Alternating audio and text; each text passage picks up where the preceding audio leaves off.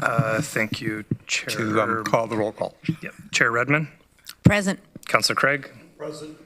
Councillor Deutschmann, Councillor Erb, Present. Councillor Foxton, Present. Councillor Harris, Councillor Hunink, Present. Councillor James, Present.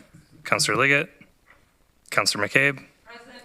Councillor Nowak, Councillor Salonen, Present. Councillor Shantz, Councillor Verbanovic, Here. Councillor Williams, Here. and Councillor Wolf. Here. Thank you, Chair. As we begin this meeting, we are again reminded that Waterloo Region is situated on treaty lands that is steeped in a rich Indigenous history and home to many First Nations, Inuit, and Métis people. We further acknowledge that this land is the traditional territory of the Haudenosaunee, Nishnawbe, and Neutral people.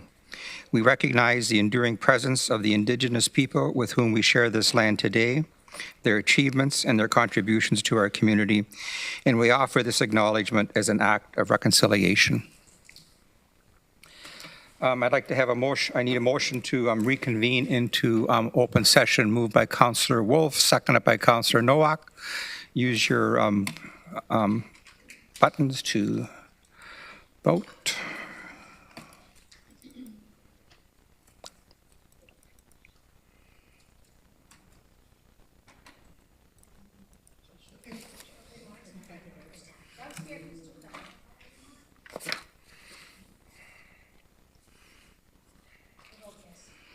That's carried. Are there any declarations of pecuniary interest under the Municipal Conflict of Interest Act? Chair Erb, please forgive this out of order. I have a former declaration of pecuniary interest with respect to the August 15th council meeting. I declared a conflict of interest with item 6.3 because a director of the organization is a close family friend. Thank you. I think we've noted that. Thank you, Councillor. We have no presentations.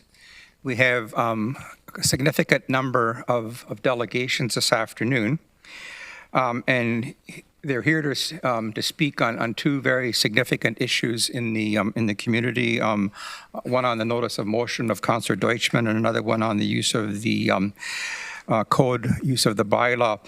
And I expect both of these delegations are going to gather significant support from council members. And so I would ask for council's indulgence in order to keep us on time. I'm going to ask committee members to keep our questions focused and provide as little personal commentary as possible, that we can keep moving along. We're all grateful for the service that these organizations and individuals provide to the community. But if each one of us has to thank each one of the delegations, it's going to add to a significant amount of time for the afternoon. So I would beg your indulgence that we try and follow that. Before we begin, I would like to remind the delegations of some guidelines for participation. If you conduct yourself in any of the following manner, it will result in an immediate removal from the meeting, interrupting councillors, staff, or other delegations, derogatory statements about councillors, staff, or others, turning your camera on at inappropriate times, and hate speech or any defamatory comments. And one last reminder for delegations, and perhaps in light of what my previous comments have been, please do not take any offense if following your presentation there are no questions from council. This is council's time to listen and reflect upon the opinions and ideas shared with us from our community members. So welcome. Thank you for coming to our committee meeting this afternoon. And our first delegation is Jen Hutton.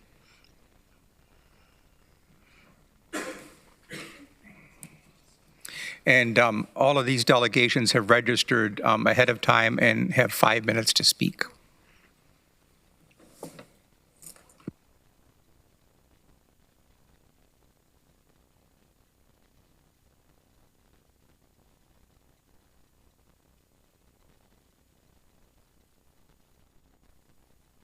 I'm to do that. Okay, I can do that. Thank you. Good afternoon. Chair Redmond, Mayor Verbanovic, Mayor McCabe, Mayor Liggett, and other honored mayors and councillors. We come before you today to respectfully request that you declare intimate partner violence an epidemic in Waterloo Region. Thank you so much for this opportunity to delegate. Next slide. We are representatives of the Family Violence Project of Waterloo Region. I am Jennifer Hutton, CEO of Women's Crisis Services of Waterloo Region, and I have with me Amy Hackborn, Staff Sergeant of the Waterloo Region's Police Services Intimate Partner Violence Unit, Christine Taylor, Manager of Sexual Assault Domestic Violence Treatment Center of St. Mary's Hospital, and Lisa Aki, Director of Counseling for Communal Wellbeing and Mental Health. The Family Violence Project was launched in 2006 by 12 partner agencies who came together to collaborate because we believed that more needed to be done to address intimate partner violence in our community. The Family Violence Project was the first of its kind in Canada, and 17+ years later, we are still here, still committed to the reduction and prevention of intimate partner violence. Slide 3. We stand before you today regarding the deaths of Carol Collington, Anastasia Kuzak, and Natalie Warmadom. On September 22nd, 2015, died at the hands of the same intimate partner. As you may know, an inquest into these deaths was held in June 2022 in Pembroke, Ontario.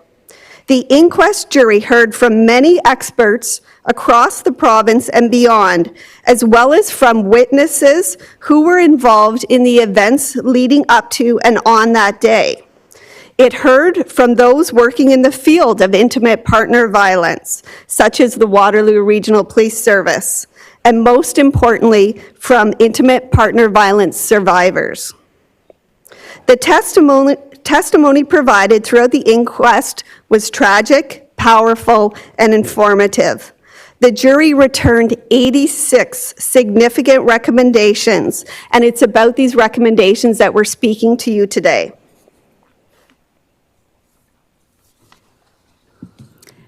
We would like to paint a picture for you. I'm sorry, can you go to the next slide, please? This picture is a landscape that reveals the tragic history and nature of intimate partner violence in Waterloo Region. Like every other community in Ontario and across Canada, intimate partner violence lives here. Each day, its harsh realities are brought to bear on our citizens. It destroys families, ruins lives and livelihoods, and causes trauma that can last a lifetime and extend beyond a generation. What does intimate partner violence look like in Waterloo Region? It is an important question, and we will answer it by sharing a few key statistics from the last 10 years so we all understand the magnitude of this issue in our community. From 2012 to 2022, the Waterloo Regional Police Service responded to more than 66,000 calls involving intimate partner violence. This represents over 6,600 a year and more than 17 per day.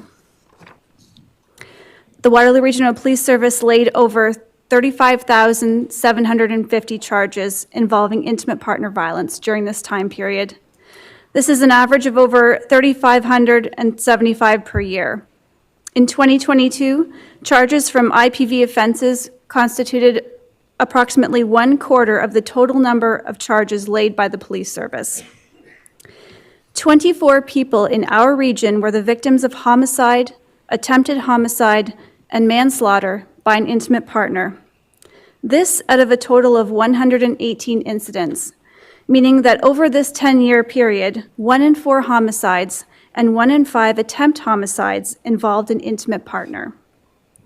This does not include the serious charges for assaults, criminal harassment, strangulation, weapons offenses, and repeat breaches of court orders that are laid almost daily by the Waterloo Regional Police Service.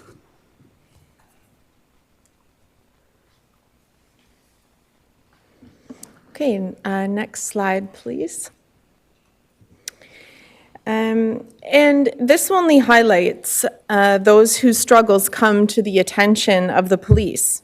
Each year, countless women, children, and men seek support from various social service agencies across the region, and we have those here with us today. At Women's Crisis Services, from 2012 to 2022, they provided a shelter to 4,875 clients, both women and children, representing an average of 443 clients every year.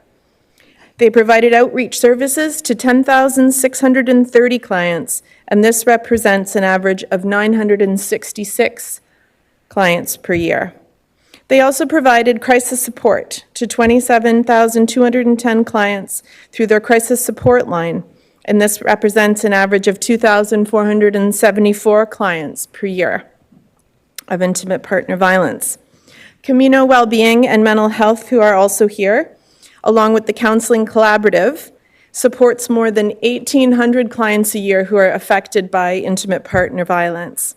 Since 2020, the request for counseling related to intimate partner violence has sharply increased. Family and relationship conflict is a precursor to intimate partner violence and is now the third most common reason that people access counseling. And that's only after anxiety and depression. And it's estimated that 33% of incidents of intimate partner violence are witnessed by children, which has devastating consequences on their long-term mental health and emotional well-being and can contribute to an intergenerational cycle of violence. Next slide, please. At the Sexual Assault and Domestic Violence Treatment Center of Waterloo Region, which is a program of St. Mary's Hospital, since 2020, we've really observed a marked increase in the levels of violence and injury to victims of intimate partner violence who present to the emergency department at St. Mary's and Cambridge hospitals. Prior to 2020, incidents in which women were assaulted with a weapon, strangled, or forcibly confined were not commonplace. We now routinely see these cases in the emergency department and note a significant increase in the severity of the violence and the intensity and the extent of the injuries. Between January 2022 and June 2023, so about a year and a half, the center responded to 107 cases of acute intimate partner violence in the hospital and 234 cases of sexual violence. That's at both St. Mary's and Cambridge hospitals. And in that same time period, in the past year and a half, 144 survivors of acute intimate partner violence, so people who've experienced this within the last year, accessed our center for counseling, alongside 50 victims of sexual violence. And the final statistic that speaks to the very nature of intimate partner violence and the challenge in combating its complexity is nationally between 30 and 70% of victims do not seek help. So if even 30 more victims came forward, how significant would this issue be in Waterloo Region?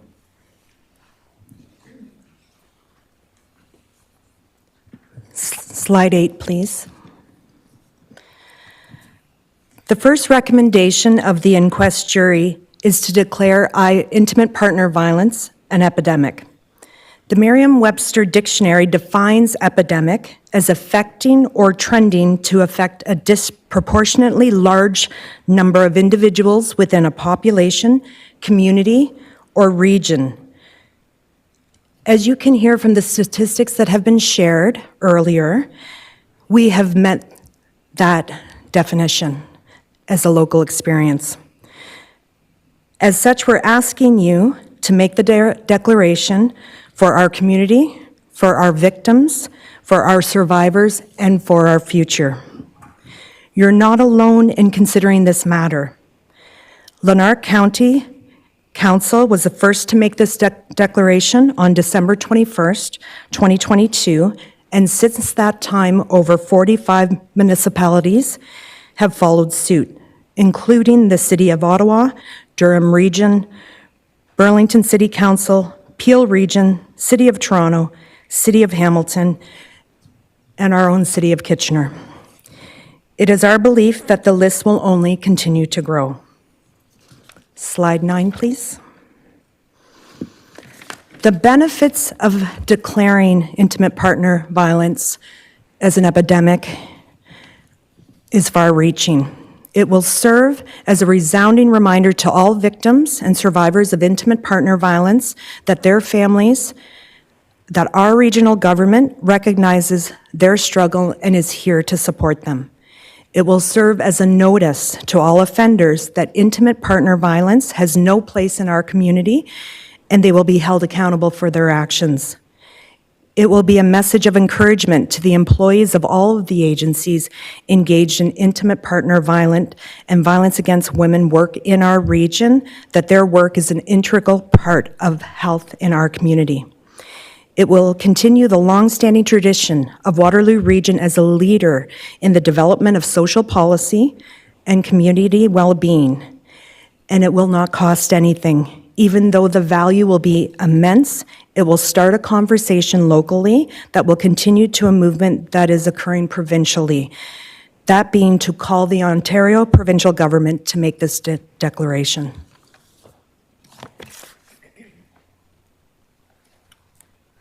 Next slide, please. The 10th recommendation of the inquest jury is to encourage that IPV be integrated into every municipality's community safety and well-being plan. We are asking you to adopt this recommendation as well. By doing so, you would be recognizing that intimate partner violence can and does affect the residents of Waterloo Region, regardless of gender, race, religion, age, ancestry, place of origin, and would recognize that prevalence of intimate partner violence must be addressed in order to ensure a safe and well Waterloo Region for all citizens, and moving this declaration towards action by formalizing its inclusion into the established framework. Last slide. We sincerely hope that you will decide to make Waterloo Region the next municipality to declare IPV an epidemic. We all know that intimate partner violence thrives in shadow and silence. We are asking you to help bring it into the light and join your voice with ours as we advocate for change. Thank you. Thank you for your presentations. Are there any questions from council? Councillor James. Through you, Chair Erb, thank you for your presentation. I just want to speak briefly. I know, Chair Erb, you expressed some caution, but I want to say that I had the opportunity to speak at AMO on behalf of a large delegation across Ontario to advocate for what you're asking for, but also really just give some collective voice to how serious this is. And so thank you for your team and to the Waterloo Regional Police for providing me with the data that was necessary. One of the questions I do have, though, that came from these meetings that was very important was the preventative measures. Can you speak to some of the preventative measures you're doing, especially with the youth? Yeah, absolutely. Prevention is obviously key. And where we look at that is obviously starting with young people and knowing that you heard the stat about how many children witness intimate partner violence, and we know that the impact of that is very far-reaching. So we need to work with those kids because unfortunately it is those kids that we know from the statistics could be future victims and future abusive people. So we work with them providing education. Camino works with them in a variety of different ways. I think our last stat was halfway through the year, we had seen 500 youth through our youth education program. We continue to talk as members of the Family Violence Project how we can work more towards prevention. We're working closely with police on an early intervention program, working with couples before it leads to charges. So there might be a call from a neighbor, with concerns about somebody in their neighborhood, and police and one of our outreach workers would respond together. And the hope would be, and the statistics are showing from our pilot, that that is decreasing further calls to police. Just one follow-up question. In terms of these preventative programs you're doing, how are they funded? Can you speak to, the ways in which funding is sourced for these programs? We cobble a lot of funding together. We rely a great deal on fundraising. Locally, there's grants. We don't necessarily, at least for our organization, get specific funding for prevention or our youth education program. I don't know if others would want to speak at all to that or add anything.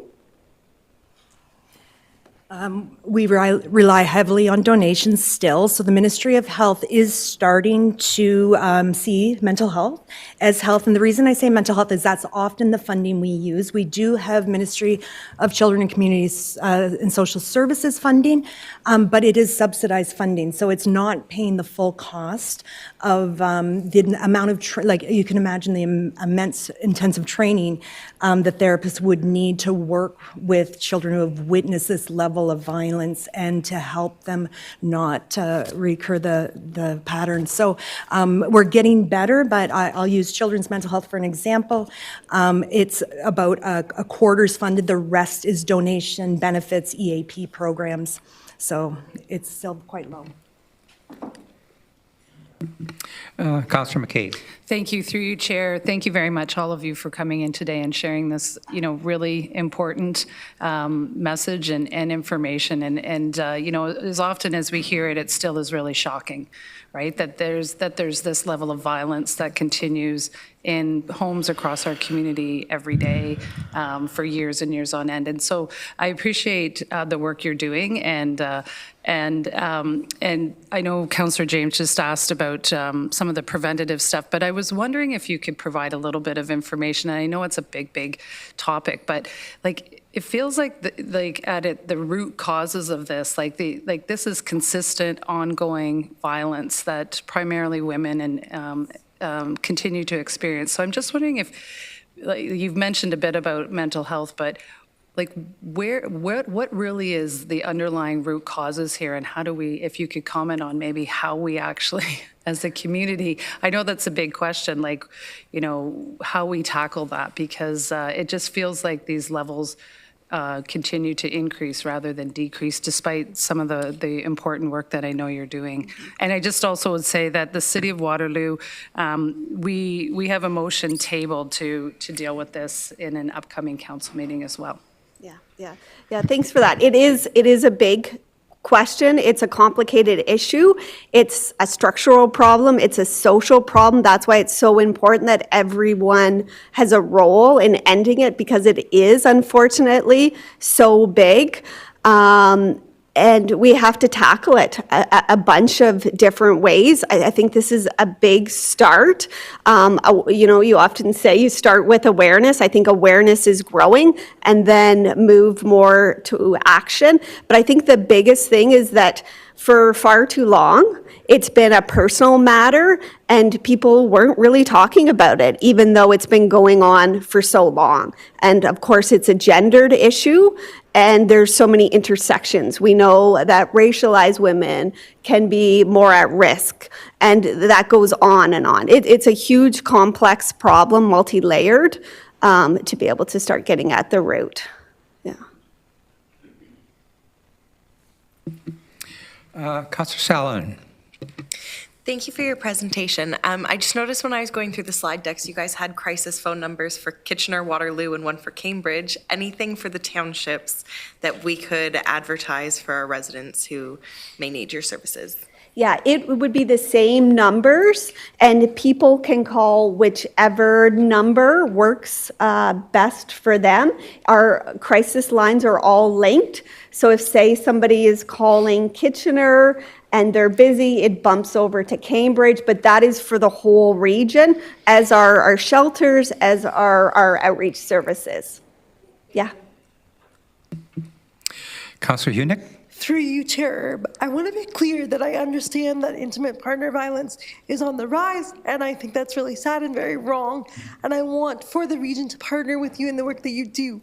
However, my concern about declaring this an epidemic is that in some ways it might normalize it in the same way that it's kind of normal now to come down with COVID, or kind of normal now to come down with the flu. So I realize that I'm kind of speaking against the recommendation that you provided, but could you speak to how, could you speak to that? In what way am I misunderstanding this? I just want to get away from normalizing intimate partner violence for the people that experience it, as well as the people that perpetrate it. Yeah, I think in a lot of ways it's had a history of being somewhat normalized for many years. I think talking about this and acknowledge it as such a serious issue is actually saying that, yes, it's common and things have to change. No longer can this continue, but we need to recognize that it could be happening to, I don't know, a handful of people or more in this room. And how do we make change and call it out? Because unfortunately, it is common. It is normal, but no more. Yeah, I don't know if others would add, because that's another really great question. Thank you for the question. I think I'd like to just add that a lot of victims of intimate partner violence are hesitant to come forward because they feel like they won't be believed. And I think our goal is to make sure they understand that they can come forward. It's not just them, they're not suffering alone. And if we all come together with the resources, we can help. Councillor Deutschmann. Thank you, Chair Erb. I'll have further comments when we're talking about the motion. I do have a question, but just quickly on the epidemic question from Councillor Hunick. COVID was COVID until an epidemic was declared, and then resources were pushed forward to deal with that on a worldwide basis. And that's really what declaring this an epidemic is all about. Because of the seriousness of the issue, we need to start putting resources to this issue that have not been put there before. And that's what the purpose of the epidemic is. If it's normalized, I mean, it's something that's not an issue anymore, and that would be a whole different outcome that might be beneficial. But, epidemic is to get the resources there to deal with the issue because it is a crisis situation. I just wanted to ask you'd mentioned about the police, a call to the police brought out an officer and a representative or a worker or someone. Could you is that part of the impact program, or what is that a 911 call that diverts that, or how is that happening? Because you have the phone numbers to call your facilities, but this is a different thing, I'm imagining. Yeah, I'll let Amy add to that, but just that wouldn't necessarily be to patrol, and patrol might be that first responder. However, if it's been identified as an intimate partner issue, then it goes over to that team of experts, and together with them is where we're responding with our outreach worker. Amy can probably explain those nuances better than I can. Thank you. So what's happening right now with our early intervention program is we have an officer paired up with a women's crisis worker, and the way they determine which families or which couples get contacted is we go through all of our reports of intimate partner violence every single day. We review them for different reasons, but this team only reviews them to find out how many instances of IPV they've been involved in. And if that number is 2 times within a 2-month period, then the police officer, who's a member of our intimate partner violence branch, a detective who's not in uniform, and a member of Women's Crisis, one of their outreach workers, reach out to the couple in person if they're able to, offer supports, prevent things from going further. And there's been a great success with that model so far. Yeah, and I think it's important for people to know, because people are afraid, in fear of their lives, and trying to find someone or something, to help them through this situation. And the fact that Waterloo Regional Police Services has a whole separate unit dedicated to this just shows you how significant this issue is in our community. Thank you.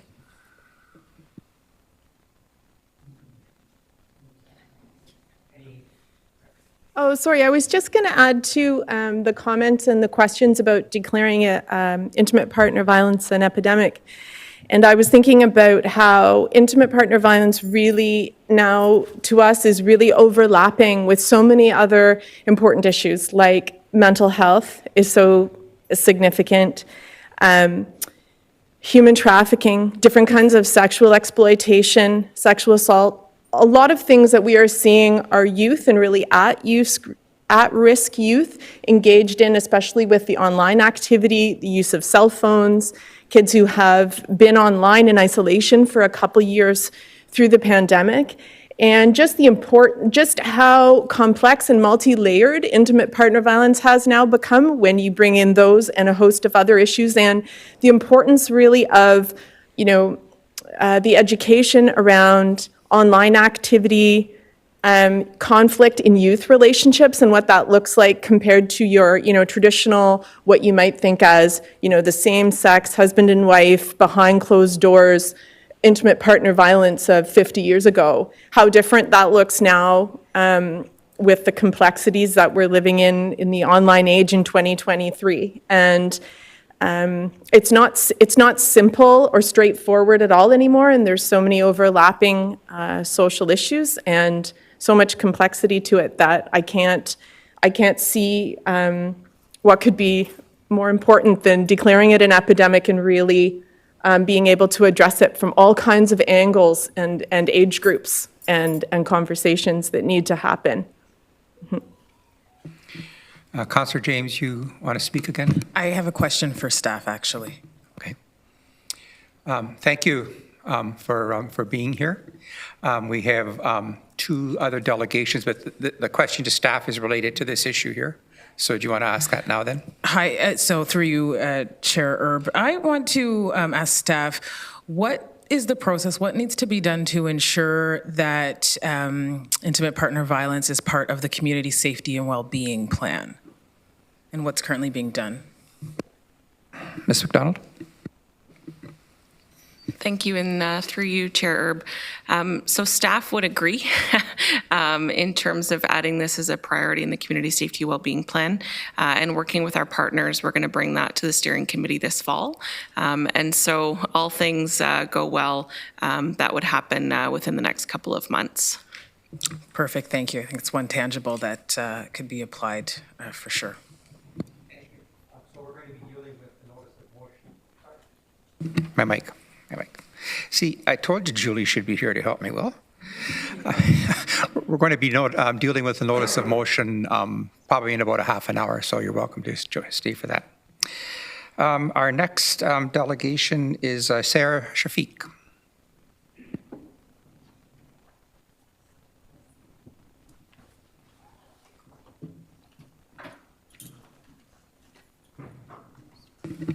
Welcome, Sarah. You have 5 minutes. Wonderful. Thank you so much.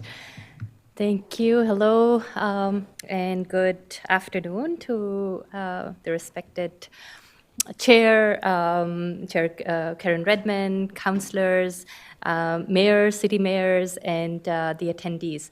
So I'm Sarah Shafiq. I'm the Director of Advocacy, Research, and Outreach with the Coalition of Muslim Women of KW. We are here to request to pass the motion to amend the use of Code of Use bylaw to prohibit harassment and discriminatory behavior on regional premises. So firstly, we wish to express our appreciation for the collaborative process that has brought multiple municipalities together to tackle a common challenge.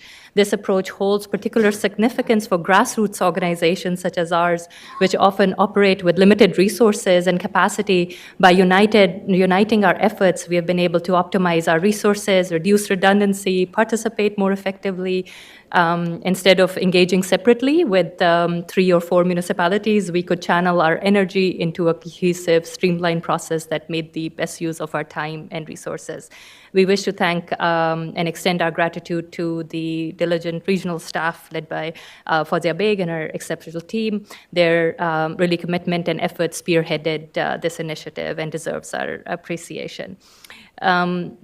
Regarding the proposed bylaw, we are very satisfied with the amended bylaw, as you have that in the package. If this motion is passed, it would be an important milestone, as Waterloo Region will join a select few municipalities in passing this motion to address hate incidents within its property and services. It's crucial to emphasize that this amendment aligns with the Ontario Human Rights Code. So this is not just for one particular community, this is for all marginalized communities. We know from the data collected by our anti-hate services that hate incidents are an ongoing concern. And this was a gap that we felt that was there, that was not being addressed by the criminal code, by in other systems, and so this was really needed. We are confident that this bylaw will contribute significantly to the safety and well-being of equity-seeking groups in our region. Moving forward, we eagerly anticipate collaborating with the region to plan the enforcement of this bylaw. Furthermore, we remain committed to working alongside staff from other municipalities to assist in amending their policies and implementing similar measures on their properties. This collaborative spirit will ensure that the positive impact of this initiative extends well beyond our municipalities' regional borders. We are really thankful to Spectrum, Canadian Caribbean Association of Waterloo Region, Townline Islamic Center in Cambridge, National Council of Canadian Muslims, and others who have supported us with a very short notice. We will be distributing their letters of support later on, and we hope this motion is passed, and together we are creating a more inclusive, safe, and welcoming environment to all members of our community. Thank you. Thank you. Our next delegation is Meredith Radlin. Meredith? Welcome, and you have 5 minutes as well. I don't think I need 5 minutes. So good afternoon, members of the Community and Health Services Committee. Thank you for the opportunity to support the Coalition of Muslim Women in their work of making this community a safe space for everyone. I come to speak to you as a longtime resident of Waterloo Region, a resident who in 2023 feels a lot less safe than when I arrived in 1987. Hate and harm are increasing in this community. There are groups actively working to divide us and to instill fear, and they're being successful. The narrative on social media, as well as in print media, is sickening. And in my view, it is only elected officials with the courage to stand up for what is right by enacting policies, and in this case, bylaws like the one being discussed, that can make a difference.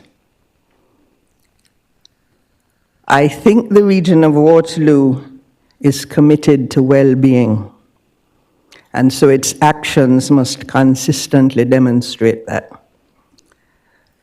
The distinction between a hate crime and a hate incident is one that is, meaningful for police intervention, but is meaningless for citizens of the region who are victims, because the impact is the same. The harm is the same. The fear is the same. The violation of personal space and property is the same. The distinction gives perpetrators an out, the ability to inflict harm and escape consequences. Some, like me, are defined by the color of their skin. That can't be changed. Others are made visible by symbols of religion or ethnicity. For example, clothing. That can't be changed. What can be changed is how the region responds to the incidents like this that happen within it. The community safety and well-being plan has been heavily promoted in the community. It says that it is going to listen to the voices of many across our community and to use those voices to create a framework for action and change. Today, you have the opportunity to demonstrate action that comes from the voices of the community. Some of us fear for the lives of our children and grandchildren. Some of us fear for the safety of our families and community. We fear with just cause.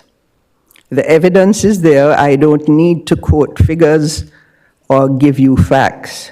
You have heard it and you have seen it. So, thank you for this opportunity to speak, and it is my hope that the region will move from statements of intent to action that demonstrates true commitment. The people seeking this bylaw are your community. We need it. Please listen and hear. Thank you. Thank you. Are there any questions of the last two delegations?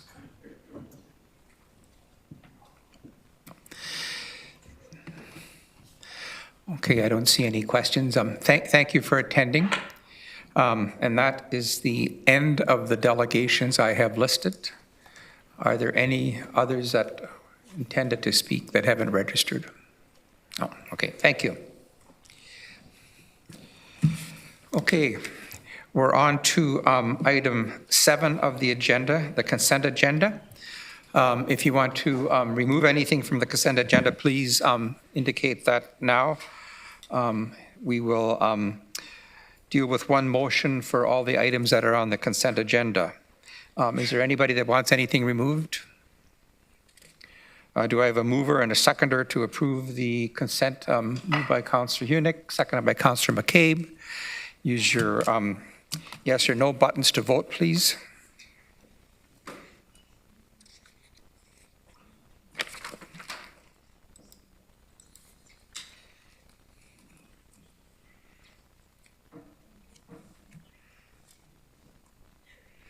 That's carried. We now will go to the regular agenda, 8.1, under strategic focus, health, safe, and inclusive communities. Report CSD HOU 23-24, the plan to end chronic homelessness. And Peter Sweeney, the Commissioner of Housing and Services, will introduce the staff presentation.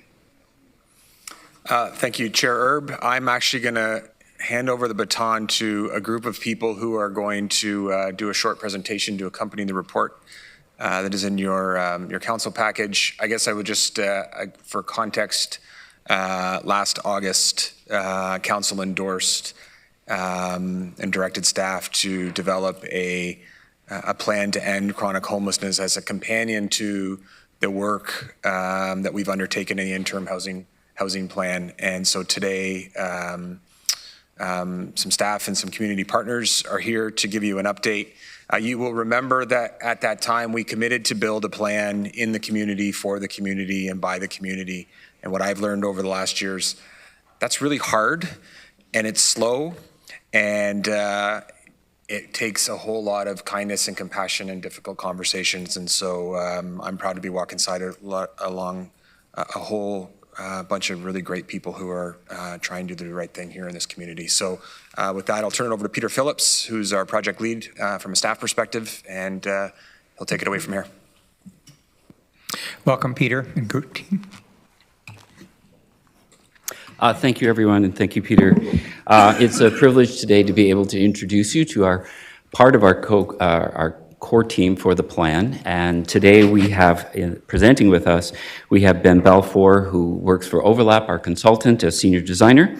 We also have Alex Petrovich, Executive Director of the Social Development Center, Waterloo Region, and Fran Truong, who is a social planner in the Housing Division at the Region Waterloo. So with that said, I'll hand you over to Ben, who will start us. Thanks, Peter. Good afternoon. I would like to start with a quote that has become a pillar of our work. The quote is from Otto Scharmer of the Presencing Institute, and the quote reads, "Unless the system sees itself, transformational change is not possible." This quote points to the reflective elements of our process. It has truly afforded those in the housing stability system the opportunity to reflect and understand large systems that have contributed to hurt, pain, and trauma. The challenge of ending homelessness, born of all its causes, is an opportunity for us to examine our values as a community, and from those values, redesign our approach, which is to recognize a fundamental right that we all have a home. As we begin, I want to acknowledge that much of our reporting has pointed to the challenges within our community. However, there is a tremendous amount of effort, investment, sacrifice, compassion being lived out every day by both informal and formal partners. We want to thank and honor these individuals for their hard work that is being done. Their efforts are truly saving lives. Despite these heroic efforts, our system and community is being overwhelmed. Chronic homelessness numbers have increased on average 28% year over year since 2020. And if this continues, we are on a trajectory to triple our chronic homelessness rate by 2028. Next slide, please. We were last here in April to announce the launch of the plan, and since that time, our team has accomplished a lot. We have engaged our community, begun the process of co-creating the plan and prototypes, and started more deeply integrating lived experience voices into our work. And we have created a 100-page report that you have received. Most importantly, we have begun helping the system see itself. What does that mean? It means, as Peter Sweeney pointed to, having extremely frank conversations about the impact of our community values and systems have, and where they are helping and where they are causing harm.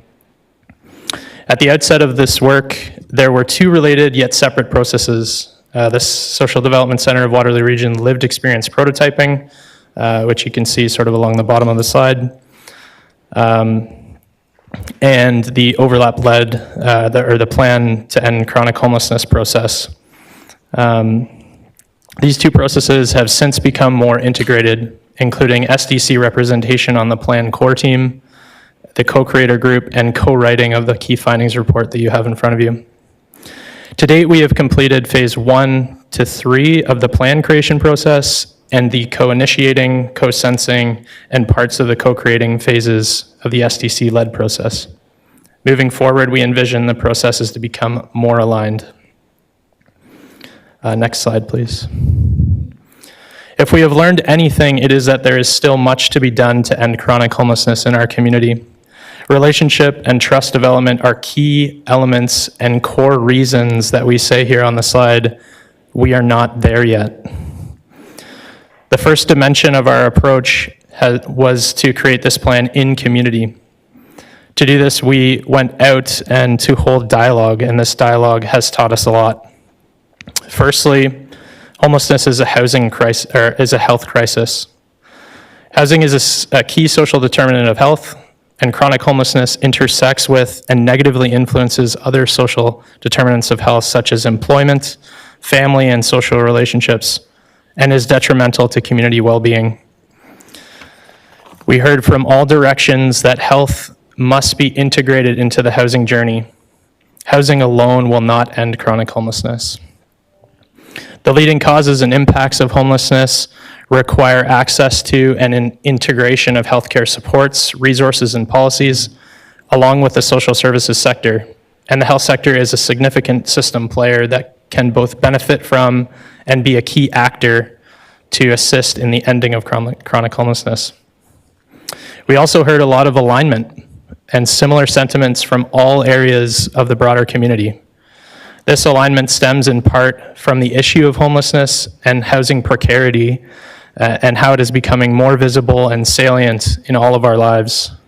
More and more of us are feeling insecure in our housing situation or have people in our networks who are. There are many more things we heard from the community, but I will point you to the report for those highlighting the executive summary and the what did we learn sections of that report. For our time today, we'd like to highlight the impact of having multiple voices and perspectives in our process. And now we'll hear about the work happening in the SDC prototyping process as an example of work being done by community.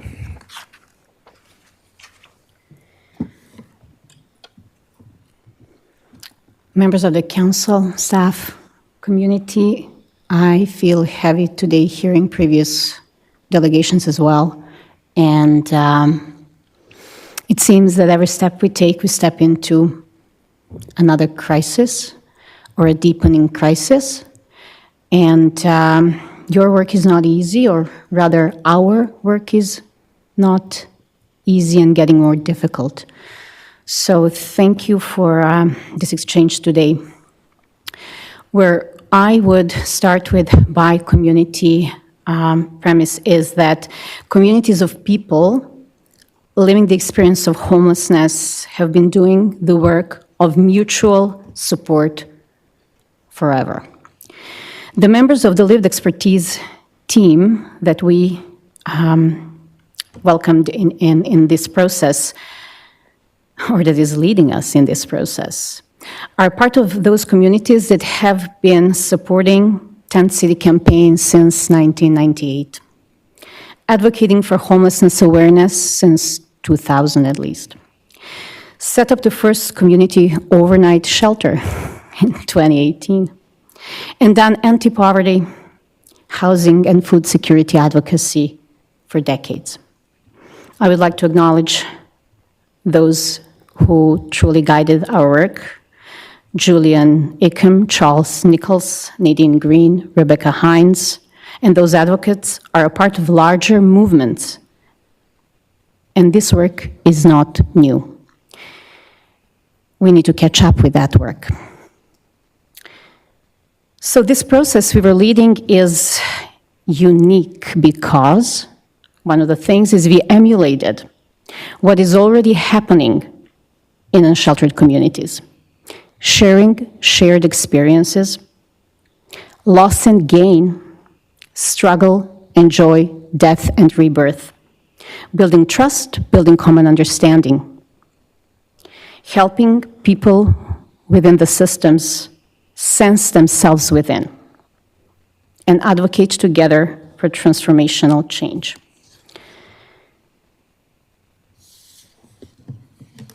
So you've seen in the report that change at all levels would start at the roots.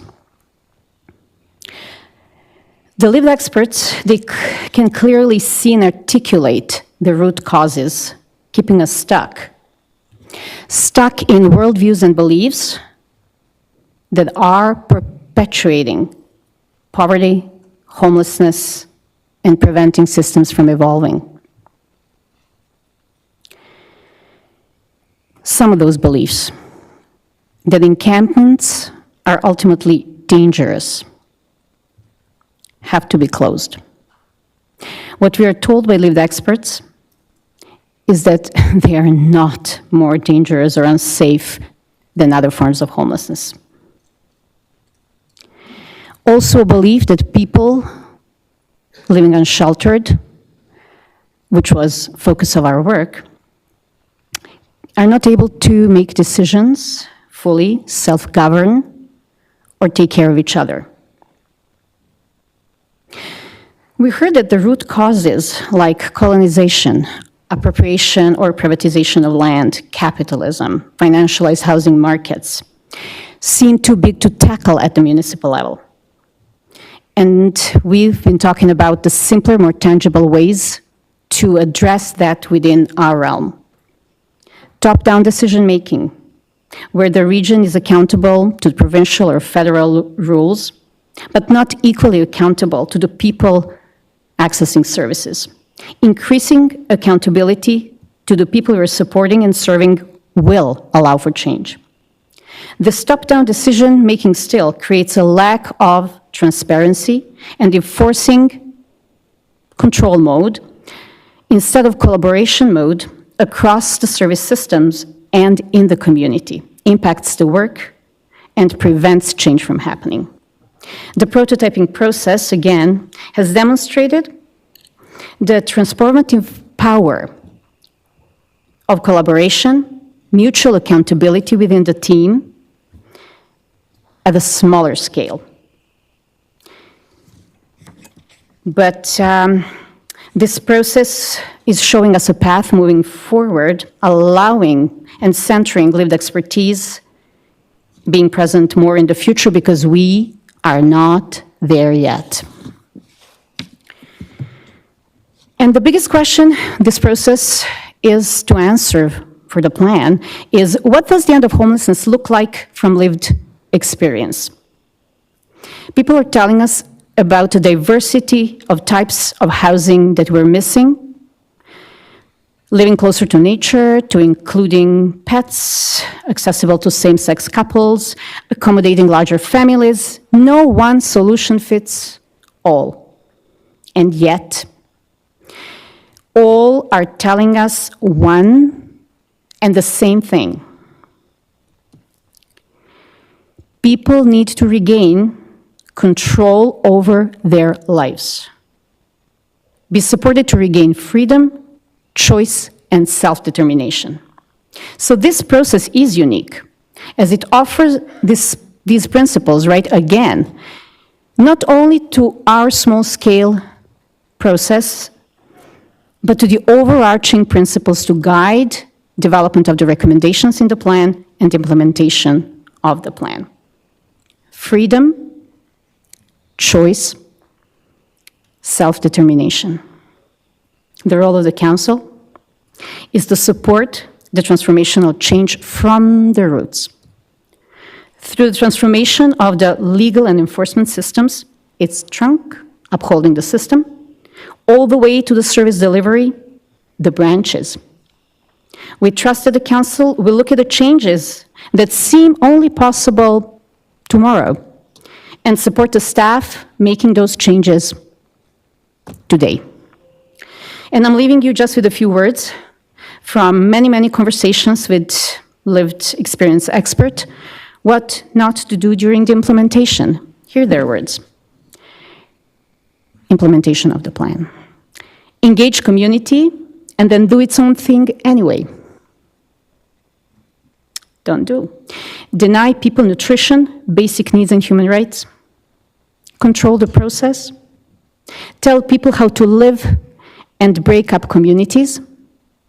Tell people to fit into a recycling box, apply dehumanizing rules. Charge, arrest activists and advocates working for human rights. Prevent people from running their own things and projects. Take away their agency and choice. The change that we saw regional staff go through this process is very tangible, it reverberates, and it will impact the work done for the community moving forward. I'm sure of that. Thank you.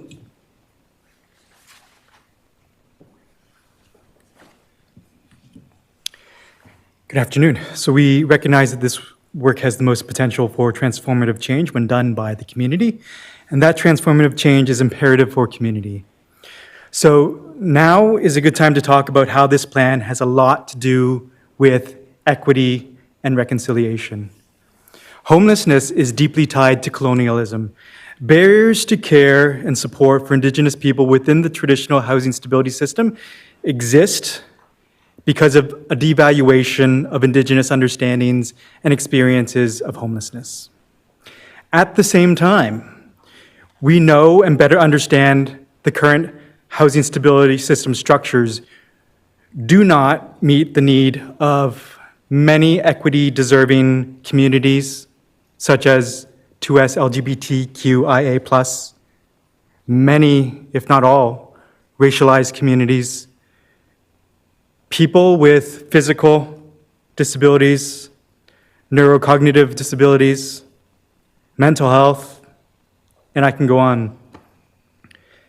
Given our ongoing reconciliation and the nuanced nature of relationships, we were unable to facilitate the type of ongoing relationship required for robust engagement with Indigenous communities for this plan specifically. However, it remains crucial to include and build on our work on the current state of the system for Indigenous individuals and families, for both truth and reconciliation, to understand how our housing system has missed and needs to evolve to support Indigenous communities with housing. Additionally, we spent a lot of time talking and working with communities on unveiling what equity challenges exist. And we heard a lot about what we need to do for individuals for the future system. We heard examples of transphobia causing people fear in accessing the system. We heard about the very high prevalence of people with acquired brain injury experiencing homelessness, like incredibly high. We've heard about how challenging it is for people with mental health conditions and addictions challenges, particularly in encampments. We heard from some that people with developmental disabilities and physical disabilities in not being able to access the shelter system due to many barriers, but that we didn't know about their care needs. We heard seemingly never-ending stories of Indigenous individuals lacking culturally appropriate actions and options and avenues. And we heard from racialized groups feeling like they were beyond our reach and with little to no knowledge of the system, instead relying on their own communities for support. These communities have opened our eyes to extensive marginalization in our housing stability system. As such, we continue to broaden our realization and focus our scope through the work of the plan and current work that has already started with communities and partners, with that understanding and a sight line that homelessness is very much an equity issue.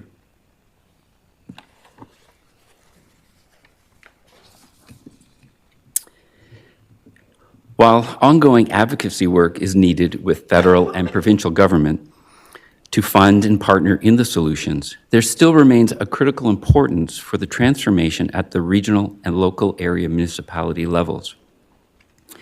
Through transformative change of our systems, can become better positioned then to effectively invest resources from all levels of government into strategies and solutions, specifically those done by community. More people continue to lose or be forced out of their housing across the region each month. Over the past couple of years, the broader community has become very aware of this reality, and with the increased visibility of people with no place to go, needing to live in tents on vacant land. This has been challenging to respond to by the Housing Stability System partners and by the regional and local area municipalities. The plan engagement with the broader community indicated to us that many citizens are compassionately concerned for the safety and well-being of people living without housing. They expressed a desire to see their local governments take leadership in ending the crisis in a humane and dignified approach. So this process has the potential for significant transformation. During this process, we have seen examples of decisions and the harm and the reverberations that result in community.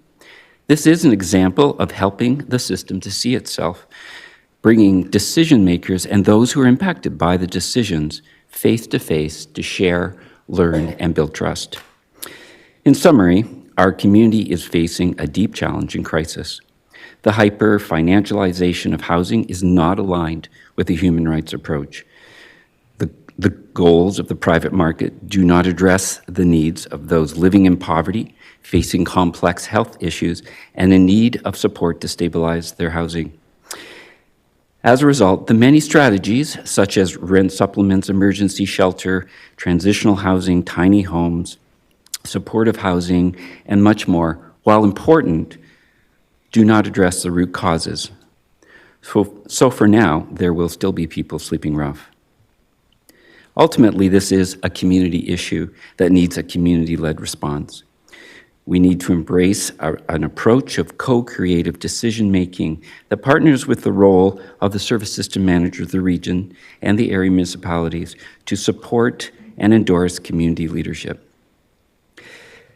The next steps for this process are detailed in the Council and Key Findings report. We will be bringing 2024 budget asks to the November Council meeting based on the recommendations for the plan. So I thank you at this time for listening. Thank you, Peter, and your colleagues.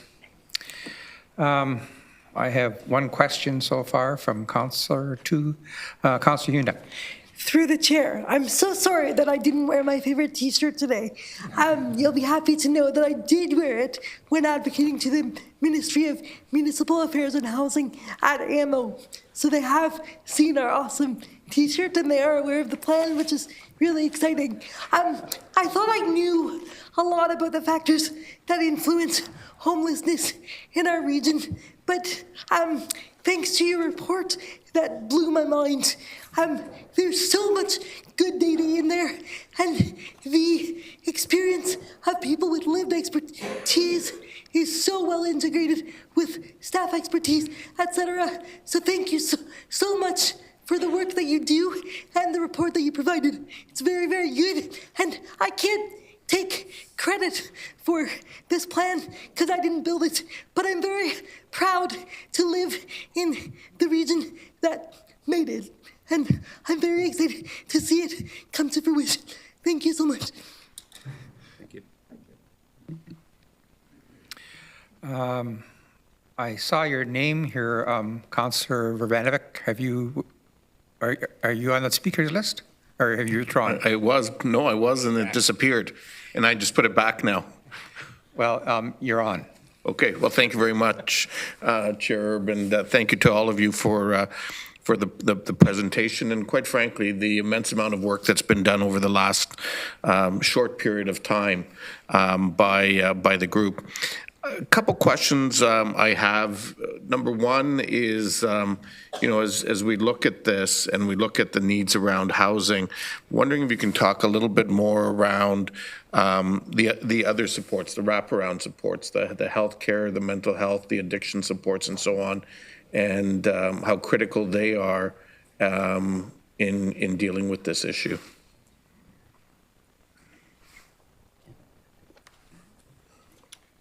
Thank you for your question. Through you, Chair, if I may. Yeah, we spent time in encampments, and we spent time talking to people, and they did highlight extensively a lot of mental health and substance use and addictions. And we heard them talk a lot about the supports that are needed. In many of our environments in the housing stability system, people talked about needing more mental health and addiction supports in shelters, in encampments, in transitional housing, in every facet and aspect of this system. People talked that we needed a lot more, but it needed to come alongside, as you mentioned, the wraparound supports, needed to come alongside housing, because it's really difficult to get support for mental health and addictions when you're living rough in an encampment. To go and get treatment for your addiction and then come right back into an encampment is really, really quite hard. And so people are waiting for those supports, but also the supports alongside housing. Yep. It's needed. Great. Thank you. Thank you for that. The second question I have is in regards to the winter ahead, and some of my colleagues around here have, are aware that I've got concerns of the winter ahead of us, and we're already seeing some challenges, even during this summer, despite the investments and the work that's been done. I'm wondering if the group has talked about that at all, and has there been any discussion around additional steps that might need to be considered ahead of the 2024 budget in order to take additional action. Councillor Urbanovich, I'll take that one. Just the team has really been focusing on the development of this plan and the community engagement work that's required. So certainly it goes hand in hand with the work that is required to prepare this community for the impacts that come with winter sometimes and the unique challenges. So we have a whole other group of staff teams that are working on that with our community partners to prepare ourselves and adjust. We have traditional winter overflow plans that will be rolled out again as well. That's not to say that, like last winter, the winter before that, and winters before that, that we won't still continue to find ourselves in a position of having to support people and needing to support people who choose to continue for whatever reasons. To not take us up on the traditional shelter system, and so we're putting plans in place to do that too. So we're on it. No, and I'm glad to hear that, but I am interested in hearing from the working group as well on this. So I don't know if somebody wants to tackle it or if you want to leave it at that. So in addition to that, absolutely, we have been focusing or talking across the various aspects of the core team, the community, because obviously winter comes every year, and we know that we are faced with deep challenges of people who are unhoused through the winter. Again, we are, in a sense, looking at all the findings, and we are not yet at proposing recommendations, but there is a lot of conversations, particularly within the prototyping, the STC Lived Expertise Prototyping Group that Alex here is a part of, to talk about those concerns and to look at what supports and approaches. Alex, would you like to add to that? Yeah.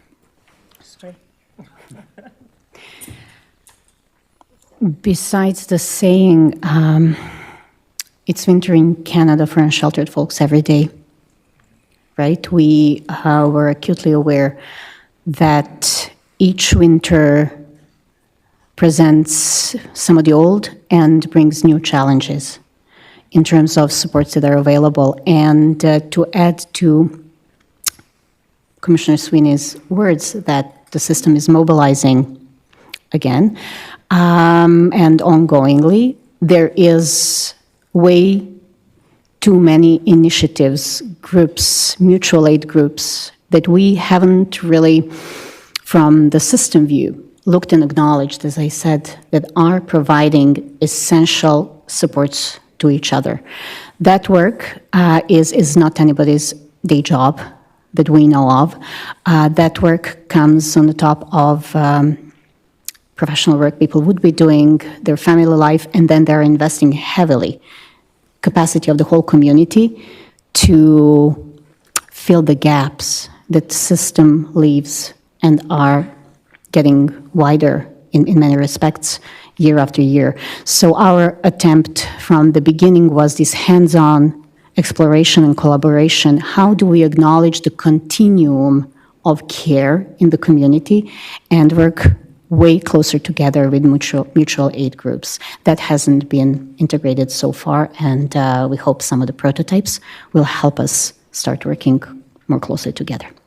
Well, thank you for that. And I guess, it would be my hope that, recognizing that if additional steps are needed, it's going to take, it always takes time to implement.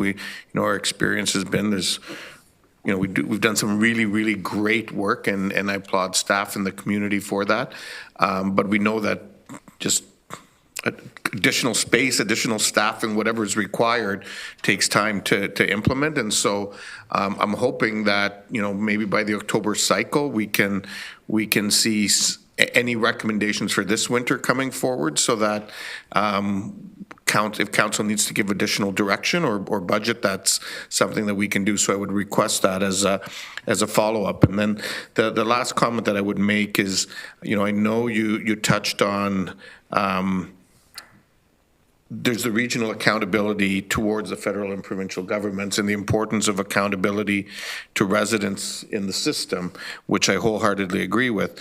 I think there's also a third accountability, and that's the accountability to the broader community as well, because as we deal with these issues, there's also impacts on the broader community, and that needs to factor into it. And that gets me to, in fact, a meeting that I was part of yesterday with community leaders from across the country that were just talking around the advocacy work around the right to housing and the work that needs to be done to raise broader awareness amongst the community as a whole and understanding. And has there been any discussion about that amongst the group in terms of how we bring the community along, in a way that's more constructive than, this is right, that's wrong, this is, left, this is right on this political, but really looking at it from a human-centric point of view. And I'm wondering if there's been any conversation around that. There has been conversation through you, Chair. And although this has really been a deep dive into findings through our comms departmental team, and we have established engage pages you would have read, and we want to, at that level, use that as one platform for publishing the report, for engaging ongoing comments, which we have been around that. But as the plan recommendations form and are finalized, we do see that there would be a need to bring education to the community and dialogue to the community. It is a very polarizing topic, but I think approaching it from a whole of community, we need to have those hard conversations and to help to change hearts and minds and to find solutions. So I would fully agree with that as part of the plan recommendations when they are formed is to bring that to the public. Great, thank you. And that was sort of the conclusion of yesterday's sort of 1 hour call, as well as looking at creating some national resources in that regard so that not everybody's reinventing them might be helpful. So just share that. Thank you. Councillor Deutschmann. Thank you, Chair. I always have to remind myself when we get into conversations about this issue that we're talking about chronic homelessness. We're not talking about homelessness. And that really came to my attention when I used to have these discussions with Lynn McCauley, who I always think about and sorely miss during discussions like this. She was such a dynamic advocate for homelessness. I remember in the 2018 campaign, she was at debates and asking the question, will you be my superhero? And I always said, she's my superhero. I'll be Robin to her Batman. But it's chronic. We have to remember it's chronic homelessness that we're talking about here. And she was very confident, even though I wasn't sure. She was very confident that the region could beat chronic homelessness during the time that she was advocating on this. I did go through, I didn't read every word of the lengthy report, but I was encouraged by the letters from Dr. Pinn and Dr. Doucette, who appreciated the approach that is being taken to this. I mean, they are experts in this area that we're fortunate to have in our region, working at our universities. But I also noted the significant increase on an annual basis. I mean, I think I saw somewhere it's like 28% per year. And based on that means essentially every 2.5 years, you double the number of people every 2.5 years. And I was just wondering if we were going to be doing a pit count, a person or people in time or whatever that stands for, in order to fully understand the issue that we're confronted with as we're trying to wrestle it down. Because, there are plans for ending, I don't know if it's homelessness and chronic homelessness. It's almost like the holy grail of trying to get something done. And, we're fully supportive of all your efforts and appreciate the approach. But I was just wondering about the pit count. Thanks. Thank you. Through you, Chair. I understand, but I will stand to be corrected, that there is a pit count coming in 2024. I believe the date is not yet finalized, in the fall perhaps. So there will be a pit count coming, which will be very important data and information that would help us to see where things are at current. To add to that, as we have heard from community, pit counts are very important, but we know how hard it is to be able to see those who are hidden. And so pit counts are very helpful, but we have to be humble to recognize that there are probably a larger number that we yet don't know. Councillor Craig. Well, thank you, Mr. Chairman. I've gone through the report at length, and I think it's a stellar report, and I think it's very informative. And I think what it's done is it's laid out for the public and for the council the overwhelming issues that we're facing, and you've done it very, very well. And I think you should be congratulated for that. On the other hand, and I say this in a way, my own reflection on this, is there's almost this hopelessness that runs through the report because of the overwhelming needs of the community. This regional council can't solve it.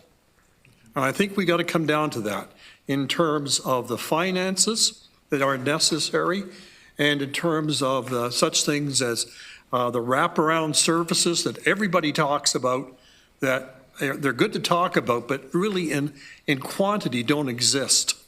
And that's part of my concern here. We're facing, what, a 10% budget this year? How does this then fit in terms of what we really need to do? And that's my concern. And I think it comes back, and I broached this with the regional chair, and with regards to our federal and provincial representatives, I mean, they need to be here. They need to be working with us. And in my opinion, I'll speak solely for myself, they're not doing enough to help us. So I guess what I'm asking really, and as you look at this, the next steps, I mean, supportive housing is obviously an important aspect of where we're heading. We can't continually to talk about shelters. That's taking us nowhere. So is it your plan? Is it the plan to come back each year and update us on what's happening here? And would you agree to some extent that our upper orders of government need to be here and hearing the same message? Maybe you don't have to respond to the upper orders of government, but I think it's an important issue we're all not dealing with. Thank you, through you, Chair. Yes, it's a very dark report in essence, and we recognize that. As we tried to say, I believe we said in the council in the findings report that our focus was on the problems, the gaps, and the needs, and as we wanted to be sure that it was not to invalidate the good work that gets done already. But we will be coming back, yes, with recommendations and with a plan that will be multi-year because of the magnitude of which it will require to be done over the years. As we said at the end of this, for 2024, we will put recommendations forward to prioritize 2024, but this will be a multi-year solution. Not only just financial investments, but particularly community partnership and making this a community response. That also takes time and trust in building and aligning that we've begun a little bit with our co-creators, but with the hope that we will continue that work forward. If I may, Mr. Chair, just to follow up to this, one thing I also would like to comment on, and I know this wasn't really part of what you should be doing, but it's the addiction issues across the spectrum. And I think what we need to do is to have a further update about the extent and what's happening out there in terms of our encampments, in terms of our shelters, all the things we're trying to do. Because the addiction issue is very severe from what I've experienced in terms of talking to people. Hopefully, Mr. Chairman, we can get an update from Health Department of what's happening with that. I think that's really important. It's not, I didn't expect it to be here, but I think we need to couple it on. Yeah, if I may. Yeah, sorry. My bad. Yeah, and I really would like to underscore you're maybe asking the important question, which is, yes, this report and what's playing out in our community is deep and dark, and it is fraught with darkness. But I think at least I would hope that I can speak for the team that's been working on the plan. The true light of hope here has been taking a co-creative approach and taking a community-led approach. That is how we respond to complexity. And you're right, it is difficult for any single body or any single group to respond to all of this. You called out addictions. That's a key part of health system and housing system collaboration, but it is that co-creation, it is that community-led approach that is going to allow us to overcome the complexity here. I think that I would really like to highlight that. Councillor James. Thank you, through you, Chair Herb. Thank you for the work and all that is being done, especially through those participating with lived experience to contribute to this. One of the things in your report that was somewhat concerning, a growing concern that I don't believe you spoke about, was the refugees and asylum seekers and what you're seeing.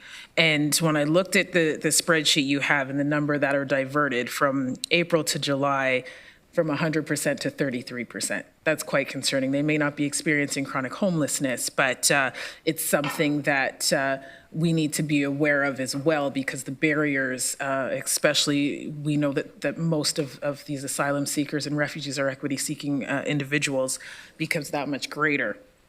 And looking at the situation in Cambridge, where the refugees and asylum seekers has exceeded the total intake of refugees and asylum seekers from the 11 months prior to this year. So can you just speak to some of that and any interventions to try and mitigate that, and where there's more help needed, and kind of what you're seeing with trends, because it is quite concerning, from 100% to 33% in 4 months. Thank you, through you, Chair. The direct responses to that issue, this core team has not been involved in. It represents actually some of the challenge of doing a plan is a sense forward-seeking, but yet the issues are live and ever-changing. And so it is a dynamic that the core team is responding to by virtue of watching as we are finding and trying to prepare for recommendations while things unfold in our community daily, weekly, monthly. So we have, as a plan, recognized and identified that diversity of the issue of what is homelessness and what is chronic homelessness is changing, and it changes within a month or 2 or 3. And so I think that's why we have to be very nimble and agile in our recommendations and our responses, to recognize we don't know even what's coming next year. So I know that the homelessness and supportive housing team in the housing department is involved in that, but at this point I wouldn't have direct answers, but that probably can be provided to you. Fair, thank you. Something to be mindful of over the next few months. Thank you. Councillor James, can I add something? Absolutely, go ahead. Part of the work that we have undertaken is, besides unsheltered homelessness, hidden homelessness. And just to, on the lived experience evidence, the problem is growing, particularly from testimonies we heard from either international student cohorts or frontline workers working with refugee populations. Needless to say that they go unreported. What was particularly hard is testimonies that people already come to the country as chronically homeless by any definition that we have in Canada. From refugee camps, they come here, and it's very hard to hear, this is no better, by the conditions that they're living in. So that being said, another important element for those populations is still criminalization of homelessness at different levels they will not self-report. Or in their cultural code, that word doesn't exist in the sense that we work with it in our systems. There is a lot of reflection still to be done, but we are involving more of the agencies and frontline workers supporting refugees to explain to us the breadth and how the status, right, or the visas, or just simply life is hard and pressing on those populations, and we're not aware, and we have to think of responses that are very different from what we have today. Thank you. Councillor Foxton. Thank you, and through you, Chair. Here's the cheerleading section. I worry that you lose hope, especially when you hear things and you say, look at this, you have this problem.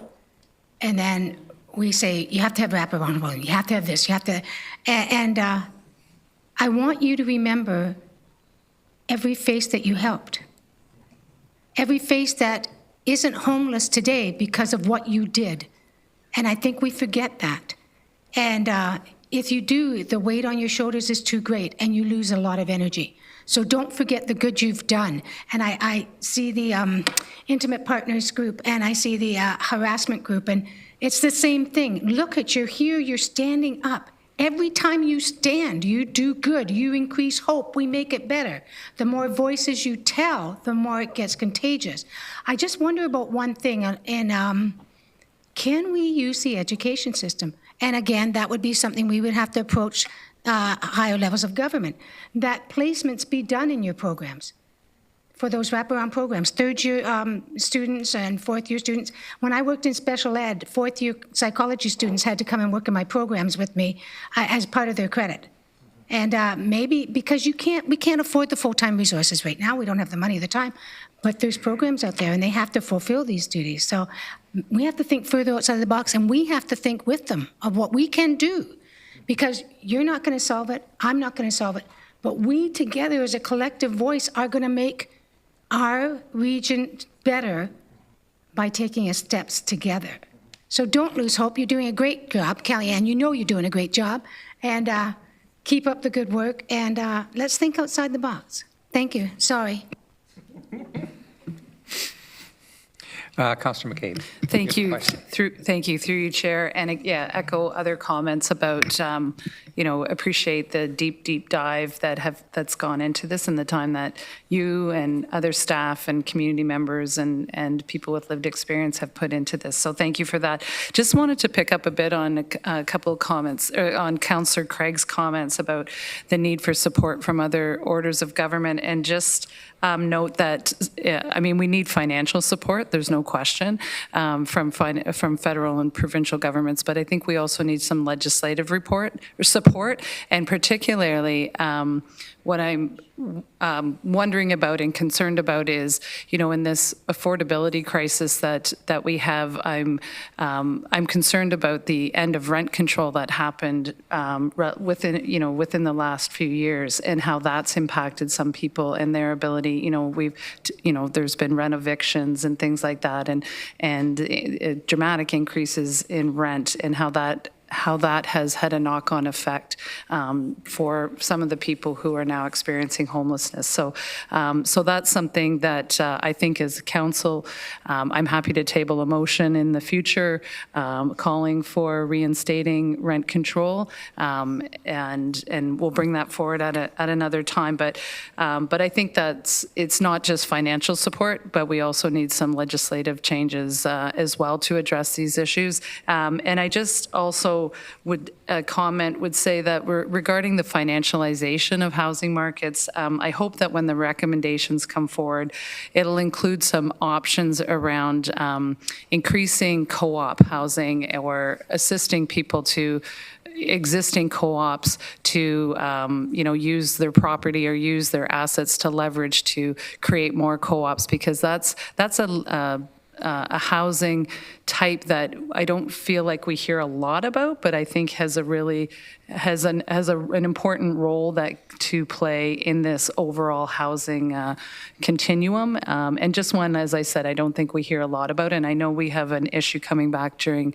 the Commissioner Dyer's coming back with a recommendation around, maybe something we may be or may not be able to do with respect to supporting some co-op housing within our own community, but I just hope that there's some information in there around that, because it feels like it's one that's sometimes not talked about enough. So, but again, thank you so much for the important work that you're doing. Chair Whiten. Thank you, Chair Erb. I would have to say I think Councillor James elicited some of the comments that I think are really important. The delegations have already talked about the fact the context is moving. And we look at the point in time, the last one that we did, the count seemed to really balloon. And I would say the context had moved. But we also had outreach workers going actually out to people with lived experience and doing surveys with them. And it was a much more comprehensive approach. And I think when I read this report and I look at the green lines that show that that's the input from people with lived experience, I think that's what differentiates this report from other ones. And we've done good work for a very long time, and a lot of that has been the handiwork of you and our partners within the community. This will never be solved just by regional council or any level of government. It takes all of community. Today, the Lyle S. Hallman Foundation donated $3.2 million to the St. Mark's Church, which is wraparound services, and we need that continuum of service to move people through. But I do think it's really important that everybody needs to be involved in finding a solution. And I do think that the voices of people with lived experience are going to help shape this as we go forward. Some of my colleagues sitting around this horseshoe actually were here when we declared an end to chronic homelessness for families. And that was through an awful lot of hard work by people in this community. I don't even know if we can say that anymore, because we look at asylum seekers, we look at people coming from Syria and Ukraine, and we know that that situation too has changed.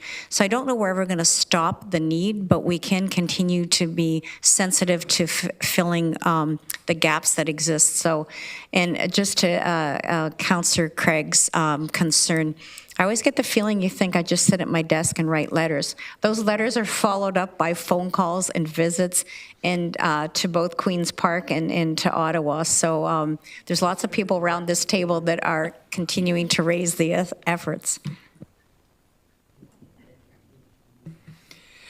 Now, a while ago, your name was on the list here, Councillor Salonen. Did you withdraw? You don't have a question any longer? My question was answered. It was about the upper tier levels of government. Any other questions? Thank you very much. Some of us are wearing T-shirts. I think you'd be happy to share some with other council members if they'd want to have them and promote what you're doing in the community. I've had the opportunity to attend 2 of the steering committee meetings of this group. And I want to commend those of you that are giving leadership for making yourselves and the process vulnerable to hearing many voices in the community. And there are many, many voices. And I think the diversity of these voices and the opinions come from many, many different perspectives, and they're quite revealing and are going to make for some challenging conversations and potential outcomes. And so thank you for being part of that.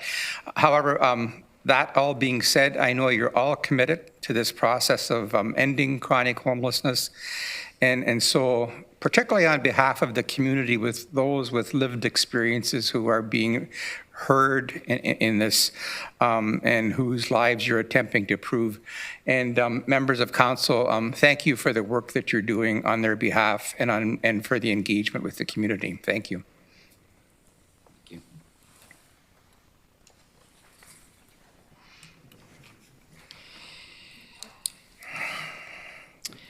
Item 8.1.2. 2, the incentives for affordable housing report. Mr. Sweeney are going to introduce some staff for a presentation. Certainly. Also want to just acknowledge the thanks to the team that just presented. And so we're shifting gears a little bit to something that is adjacent, related, and very important part of the work that we're doing to ensure that the key strategic pillar that this council has improved around Homes for All is something that we can action quickly. And so today, on behalf of a number of people, both in the region, in the community, and our partners at area municipalities, we're bringing you an update on some work that was commissioned, I believe, about 1.5 years ago. And so I'm going to ask Jeff, who's our manager of affordable housing development, to walk you through a short presentation. Jeff, it's all yours. Welcome, Jeff.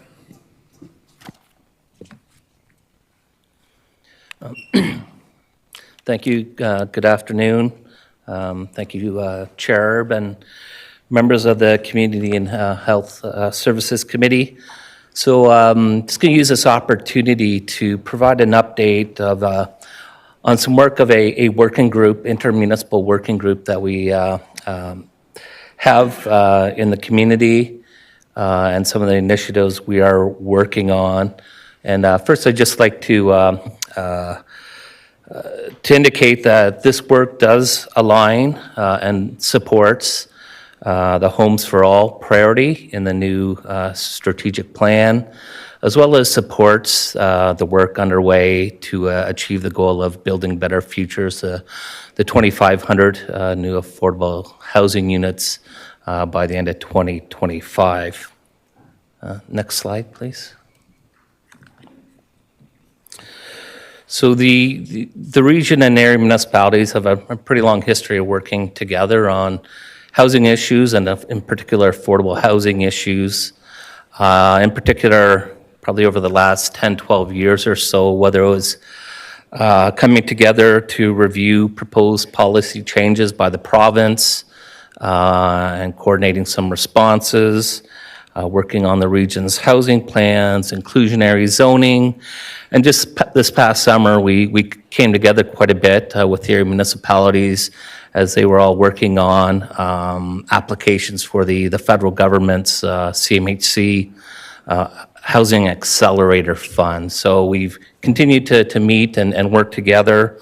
And this is just sort of one area, this working group, with a focus on what we can do as municipalities, certainly given the need for senior government funding to really make a dent in the need for affordable housing, but what we can do locally to help address the need and to come together to consider and look at initiatives and tools to make affordable housing happen in the community. Next slide, please.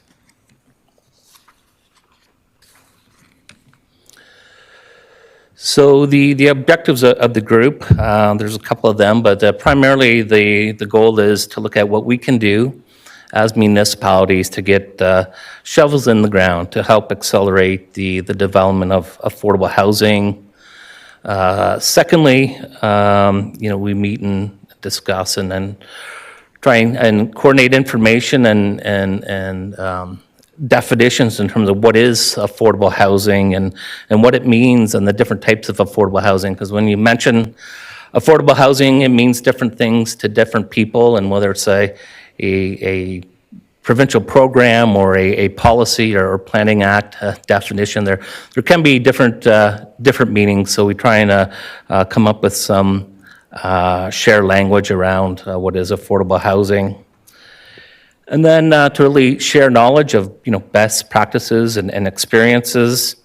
And some examples we'll share today is how we look at these different incentive tools and collectively analyze and come up with some ideas around them. And the goal of the group really is to coordinate these potential incentives into some form of a toolbox that will be available, to all the municipalities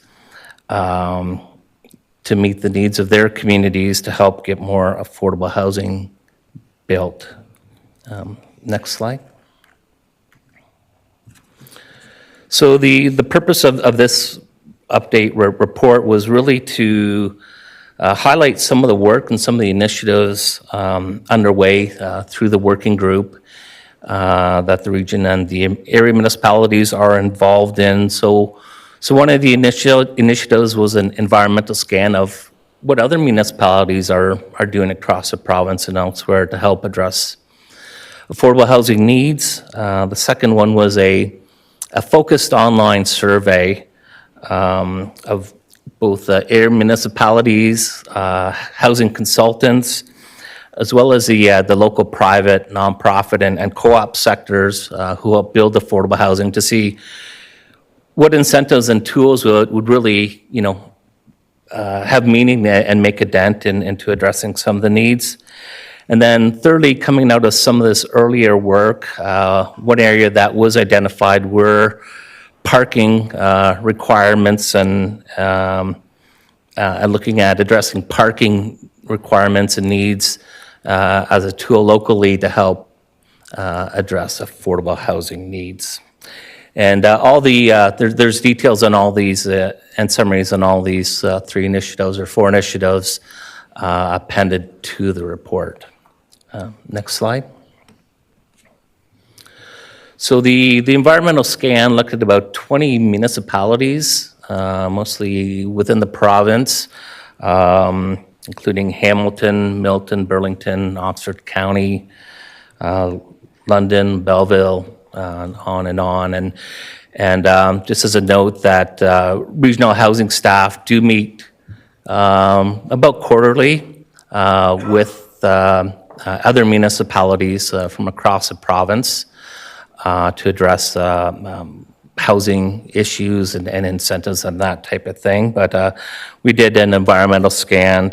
Not surprisingly, most municipalities are doing different levels of incentives and tools to address affordable housing, and just locally as well. All the area municipalities are taking different levels of types of approaches to address housing needs. So we do have this background information on from this environmental scan on some best practices. And next slide, please. So given all these different incentives out there, one of the next activities that the working group undertook was to do an online survey. I think we had 57 responses.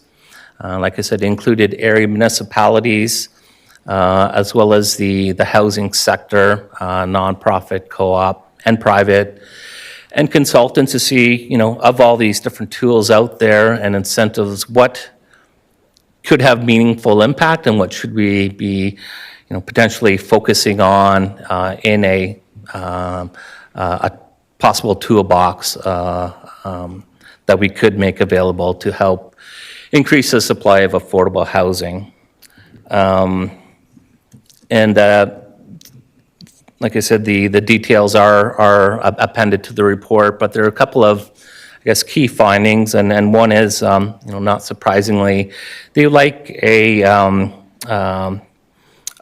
high level of coordinated incentives and consistency across the region, and some had mentioned, the brownfield program, incentives program, and how that was coordinated with one sort of application and that type of thing as an example of what may be really helpful.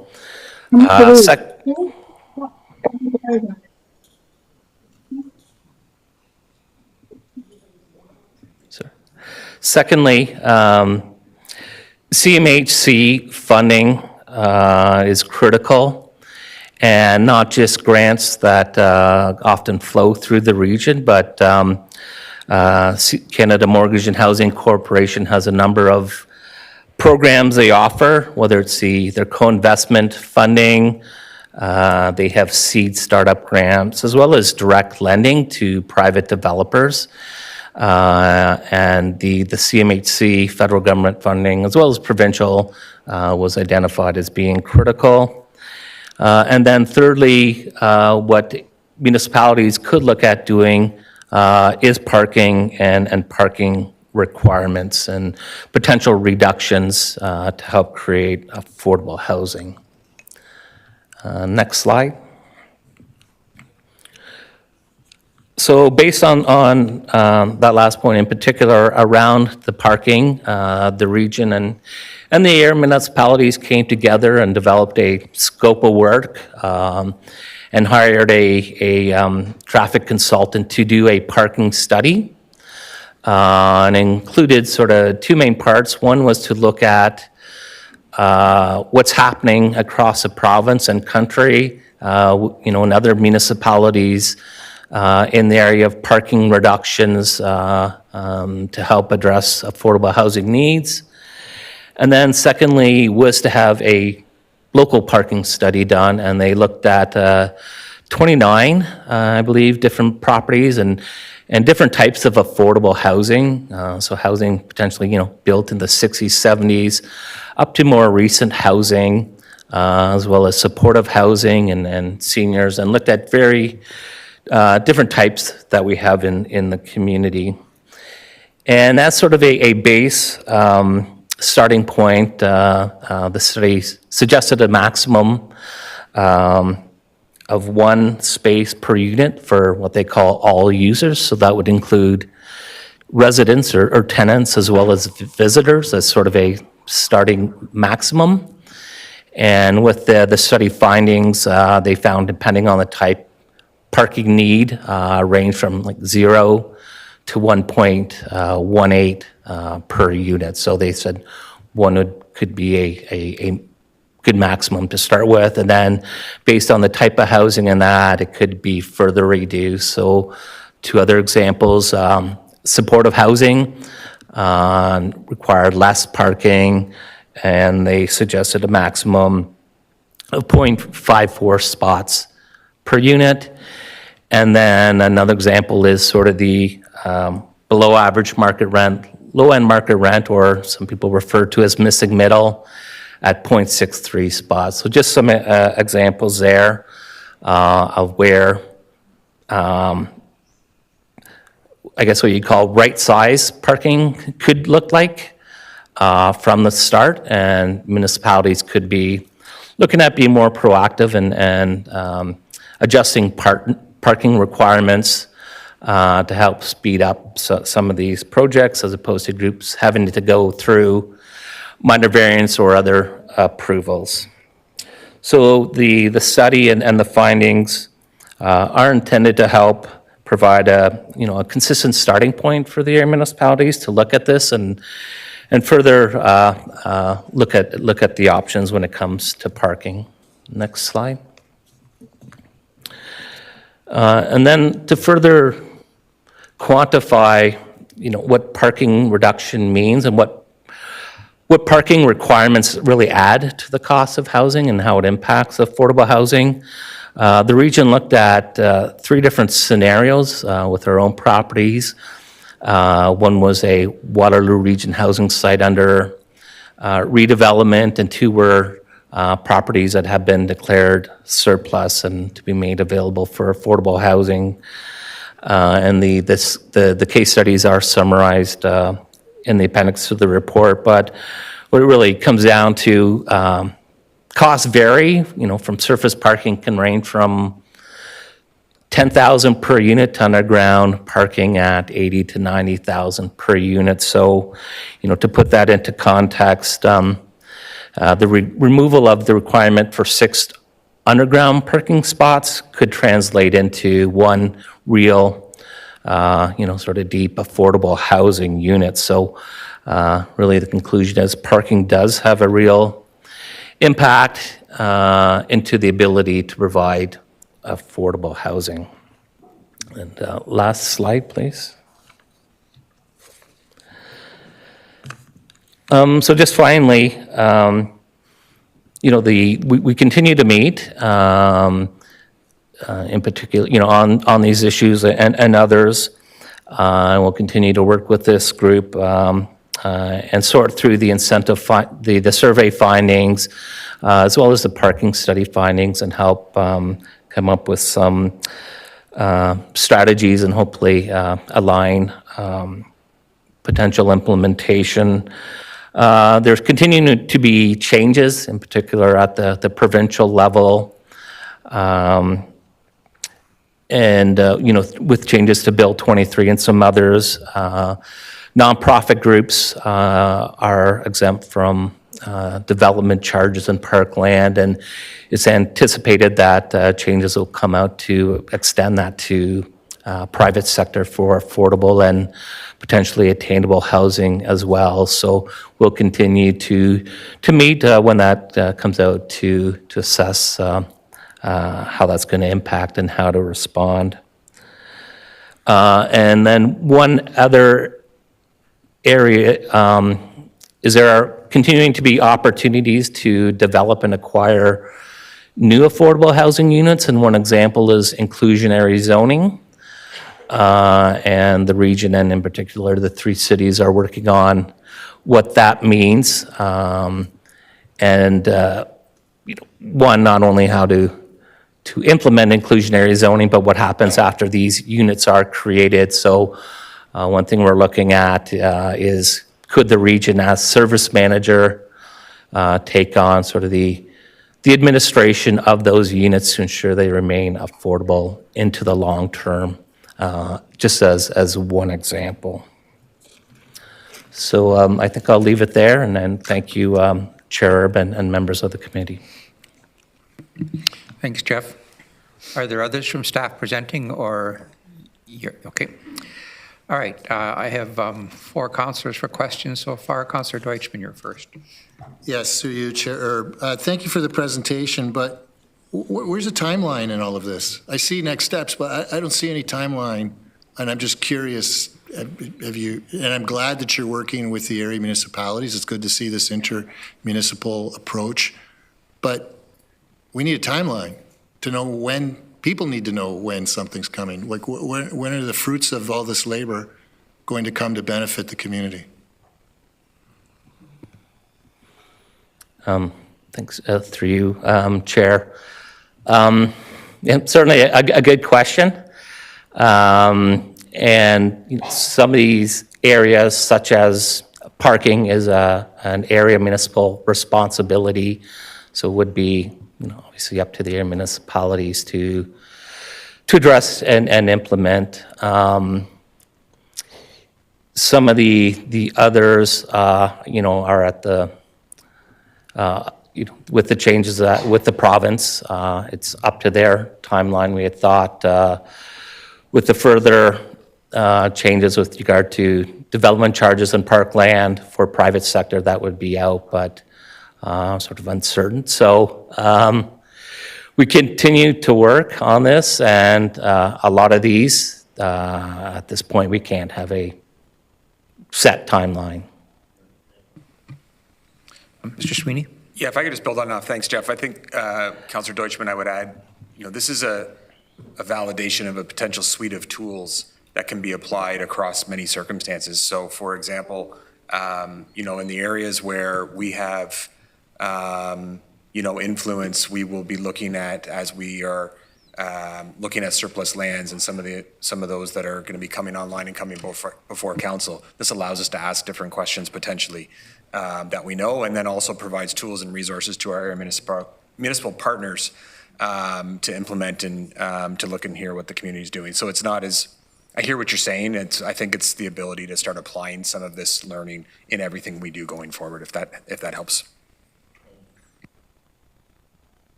Councillor Salonen. Thank you very much for the report and the work that you guys have put into this. I'm curious, I know that you have been working with the townships.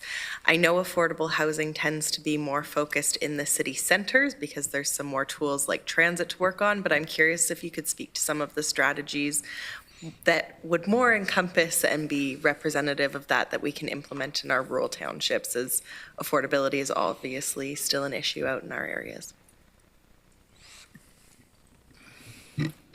Sorry, could you repeat the last part, please? Just in what are some of the next steps? Because in your next steps in the report is look at inclusionary zoning, which you're focusing on the 3 cities. So I'm curious, what are the next steps that have come out of this that I didn't see in the report for our rural communities, as affordability is obviously an issue in those areas as well, and how are we going to provide affordable and attainable housing there? Through you, Chair. Yeah, so inclusionary zoning was just one example that's sort of currently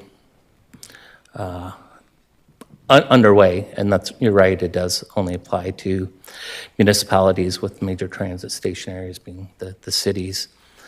Yeah, we have been continuing to include and meet with the township staff as well. And they have been involved in these meetings and in our work. So one area where, you know, they could look at some changes is the parking reductions potentially. Another area where we have all been sort of looking at options are surplus lands and whether they potentially have any, and working together, if they do, on sort of join or supporting them through potential like an RFP process that we're familiar with. The other staff, are there other? Additional residential units, incentives for those. Incentives for additional residential units is common or is being considered for the township. Sorry, thank you. And yeah, the other area, sorry, mentioned was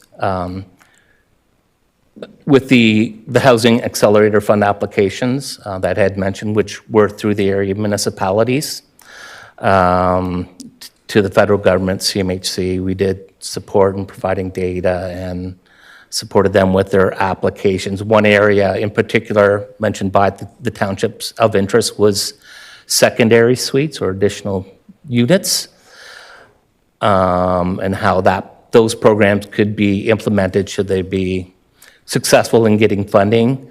The region does have a secondary suite program. So there was, there is discussion and potential for partnership and administration and delivery.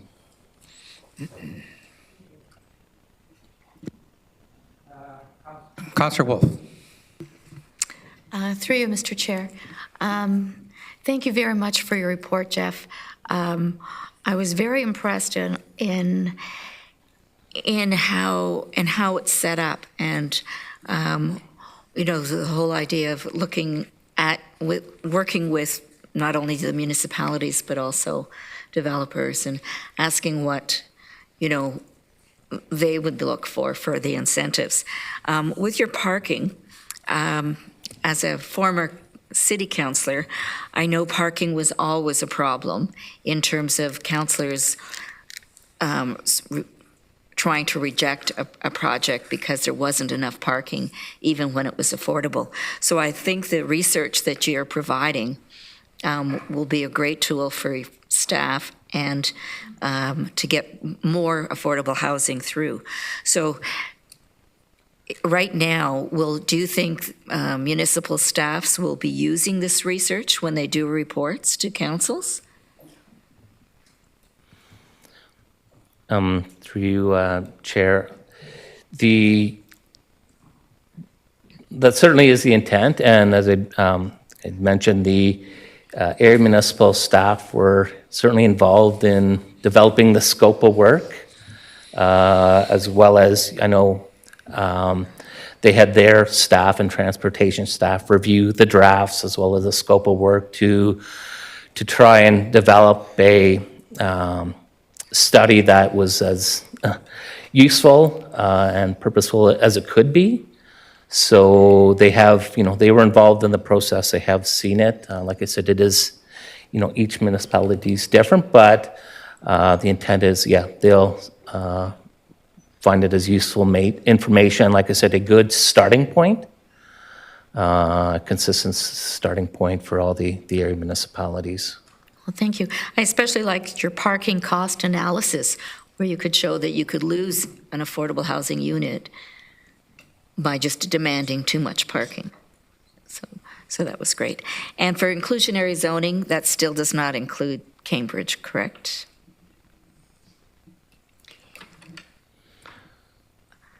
Because of major transit stops? Cambridge is included.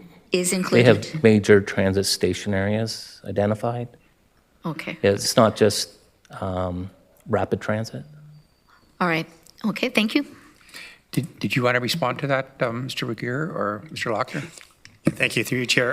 To the councillor's question about will the area municipalities in the region use this? Yeah, as late as last week, working with an area municipality, we have a joint initiative, and there were questions about parking from the council, from the area municipal council. And in fact, we turned to this work as a tangible example of the difference between a certain set of parking criteria versus a different set.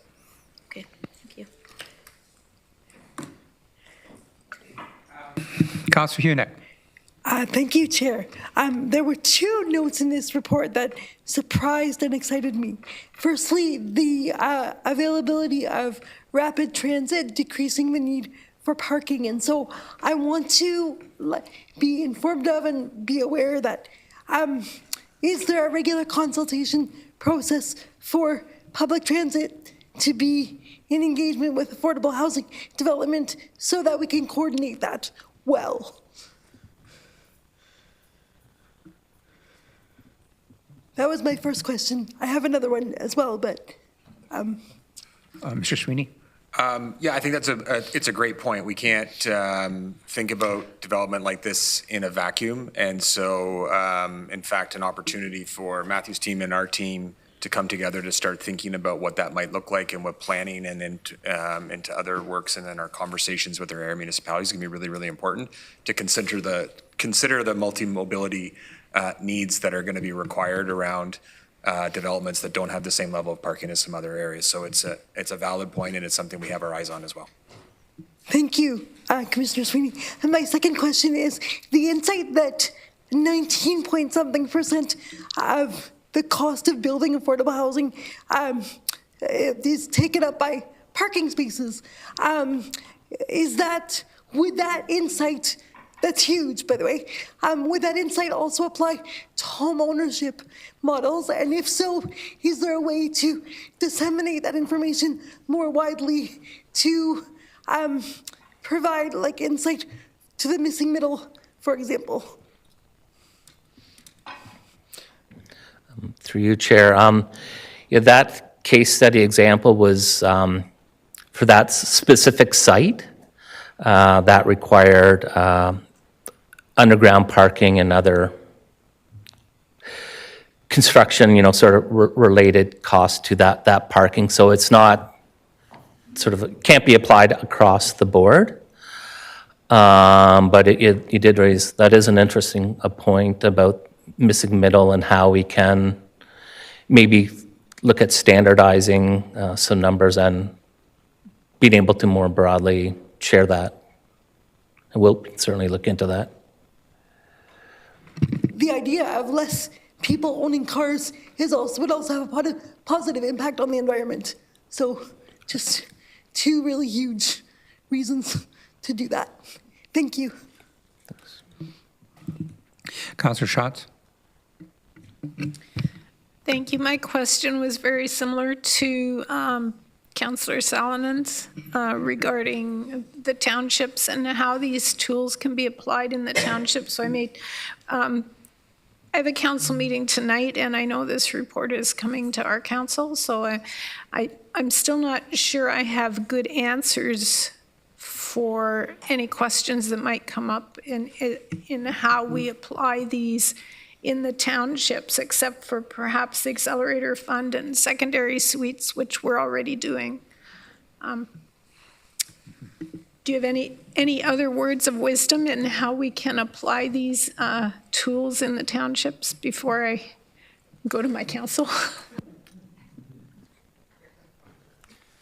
Thanks for the question, Councillor, and through you, Mr. Chairman, I'll try to elaborate on Jeff's previous answer to this one. So the tools listed in here they're options for various municipalities to consider. So recognizing that inclusionary zoning doesn't apply to the townships at this point in time, the rest of the tools would, to varying degrees, depending on the project specific. So whether that is parking, whether that would be development charge, exemptions, or waivers, whether those are things like contributions of surplus lands or the incentives applied through the Housing Accelerator Fund. So the rest of the tools would apply. We'd have to look at a site or project specific to understand the magnitude of the impact or which tool or tools would apply and the level of affordability that they would create. Hope that helps a bit more. Yeah, I understand that. It's just that many of them don't apply. Surplus lands, we don't really have any to speak of. We started decades ago divesting of land, so we don't have a lot of that. DCs were already waiving DCs for affordable housing. As I said, so maybe what I'm saying is we're doing some of these things that we can. I'm still not sure we're making a dent. And maybe if I could just reply to that, Mr. Chair, that may be part of the answer, Councillor, is that you are already doing many of these things. There might be additional levels that we could partner with at the regional level, though, to further enhance those. So if there are project-specific questions, we should definitely connect at a staff level to make sure that we are indeed doing everything we can, or at least exploring what those options are on a project-by-project basis. Councillor Foxton? Ditto. We have no transit. We have no transit at all. And it's significant distances to go from A to B in this region. So, and Sandy's right. We already waive development charges. We already do everything. But Jeff, it's a good report because if the cities aren't doing that, you tell them to go right ahead. It's a good idea. You did a good job. You really, really did. Just wanted to make sure you knew it doesn't really apply to us. But thank you. Councillor Leggett. Thank you, Mr. Chair. Lately, I've been checking out some of the big developments that have been done in past years or in the middle of construction in our city of Cambridge. And when I look at the parking that has been created or the parking nightmares that have been created in some of those, it's obvious that people have large families, a lot of kids, or they're commuting to other areas. And so they're struggling with the size of the vehicle to accommodate their large families. And the driveways are just not long enough to accommodate some of the vehicles that they have to have. And they extend out over sidewalks and in some cases out into the street, the tail ends of them. Did your study look at the optimal size of the length of the driveways in order to accommodate those affordable houses that are going to need a vehicle and to accommodate a large family?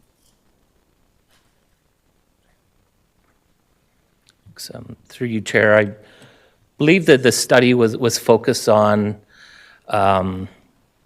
multi-residential developments, and it wasn't specific to lower density, or I don't think included parking, vehicle sizes. They would have used sort of standardized parking dimensions when they, determine space requirements and that. But yeah, not to our knowledge, they did not look at vehicle size.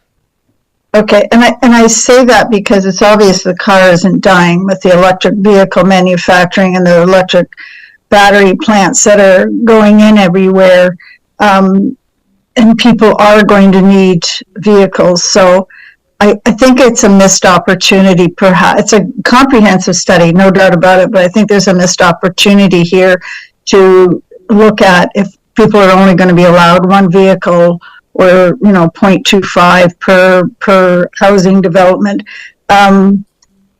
what the length of those driveways may need to be in order to accommodate the larger families that we're starting to see in our country today.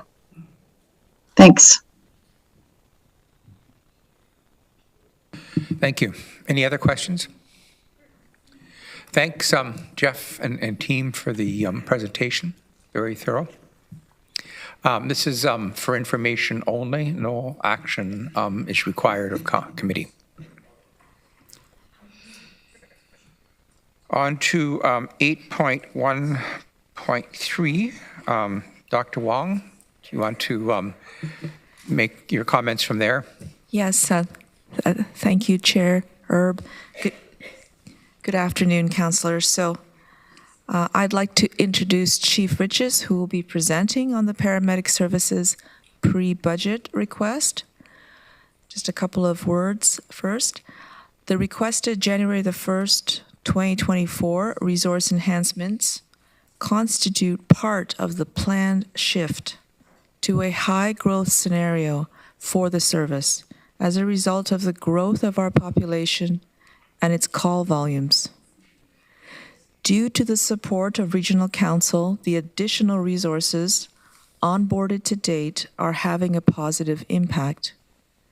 We need to continue with the planned 2024 resource enhancements as part of our shift to the high growth scenario. Thank you, and I'll now turn it over to John. Good afternoon, members of the committee, and through you, Mr. Chair, thank you for the introduction, Dr. Wong. We're here today asking for council approval on a 2024 pre-budget request.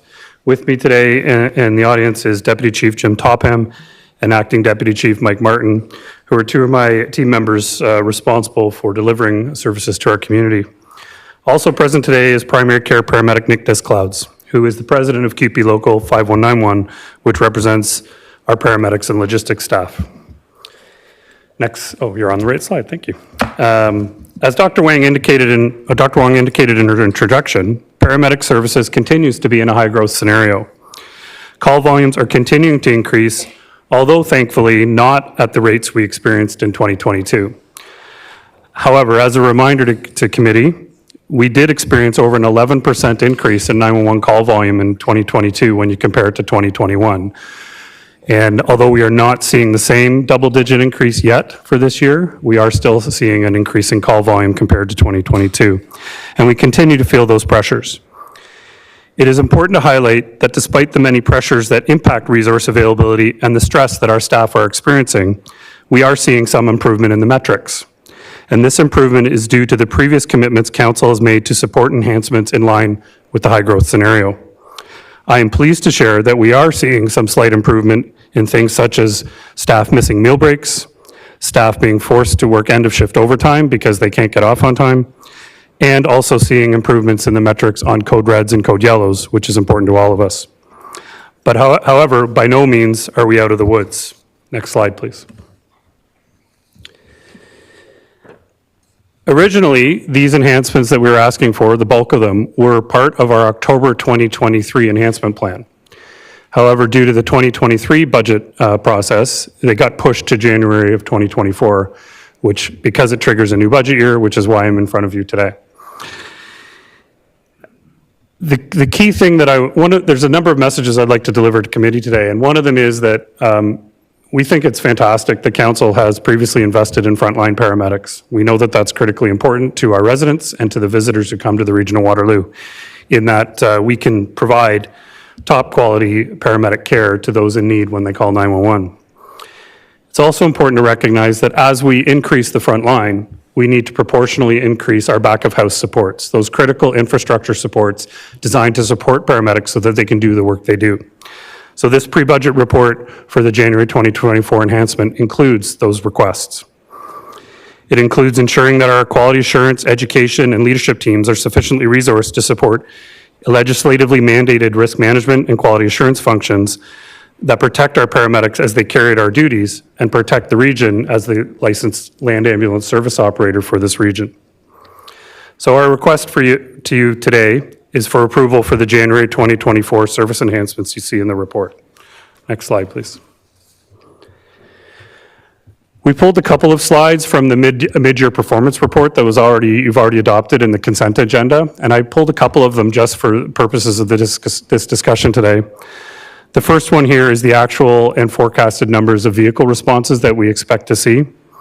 As you can see, we saw a huge jump from 2021 to 2022, and we are still seeing, continuing to see an increase, which by the end of this year, all things being equal, we expect to be well over 72,000 responses in this year. If you look at towards the end of the graph, I believe that's 2026, and I have to apologize to committee, I broke my glasses, so it's hard for me to see, just telling you up front. But we expect in a few years to be well over 83,000 responses. And the key thing here to message you about is continued investments are required in order to keep up with those responses. There are many other factors that impact our ability to respond to calls, and we'll talk about them later in my presentation.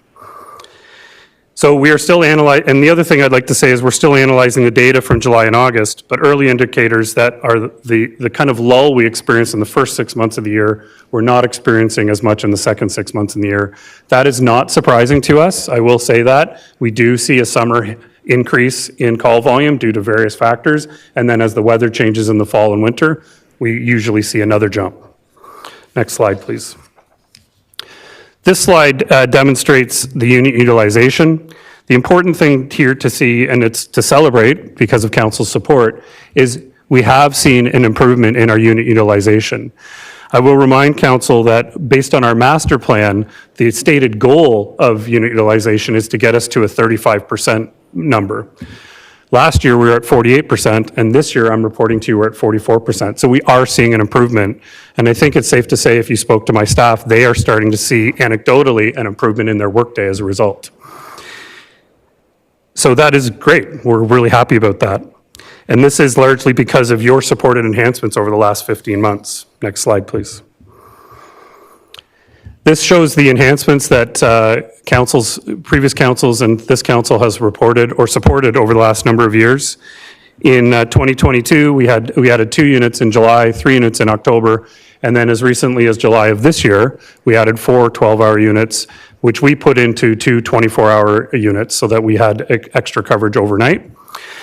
Which has been helpful. We have not seen, obviously, because it's only been a couple of months, the full impact of those units that we've added in July, but we are starting to see an improvement in the metrics, and hopefully we'll be able to report to you even continued good news in early 2024. Next slide, please. I think this slide is probably the slide that is most important to me as the chief, in that if we can tackle the issues of code reds and code yellows, by tackling that, by default, that means we have a healthy, sustainable response system for the community. And as council may remember, I did provide an update to you via email in July regarding code reds and yellows, and this slide is actually from that update. And we are seeing an improvement in the number of code reds or code yellow events compared to 2022, and that is because of the council-supported enhancements. However, the thing to point out, which is interesting to us, is although we're seeing less frequent events of code reds and code yellows, the amount of time we spend in code red and yellow per event is increasing. And our initial assessment of that is that this is because we have more resources, so we do not go into code red or yellow as often as we used to. However, once we get into code red or yellow, we're really in the weeds, and it's really struggling. And so it makes it harder for us to get back out of code red or code yellow.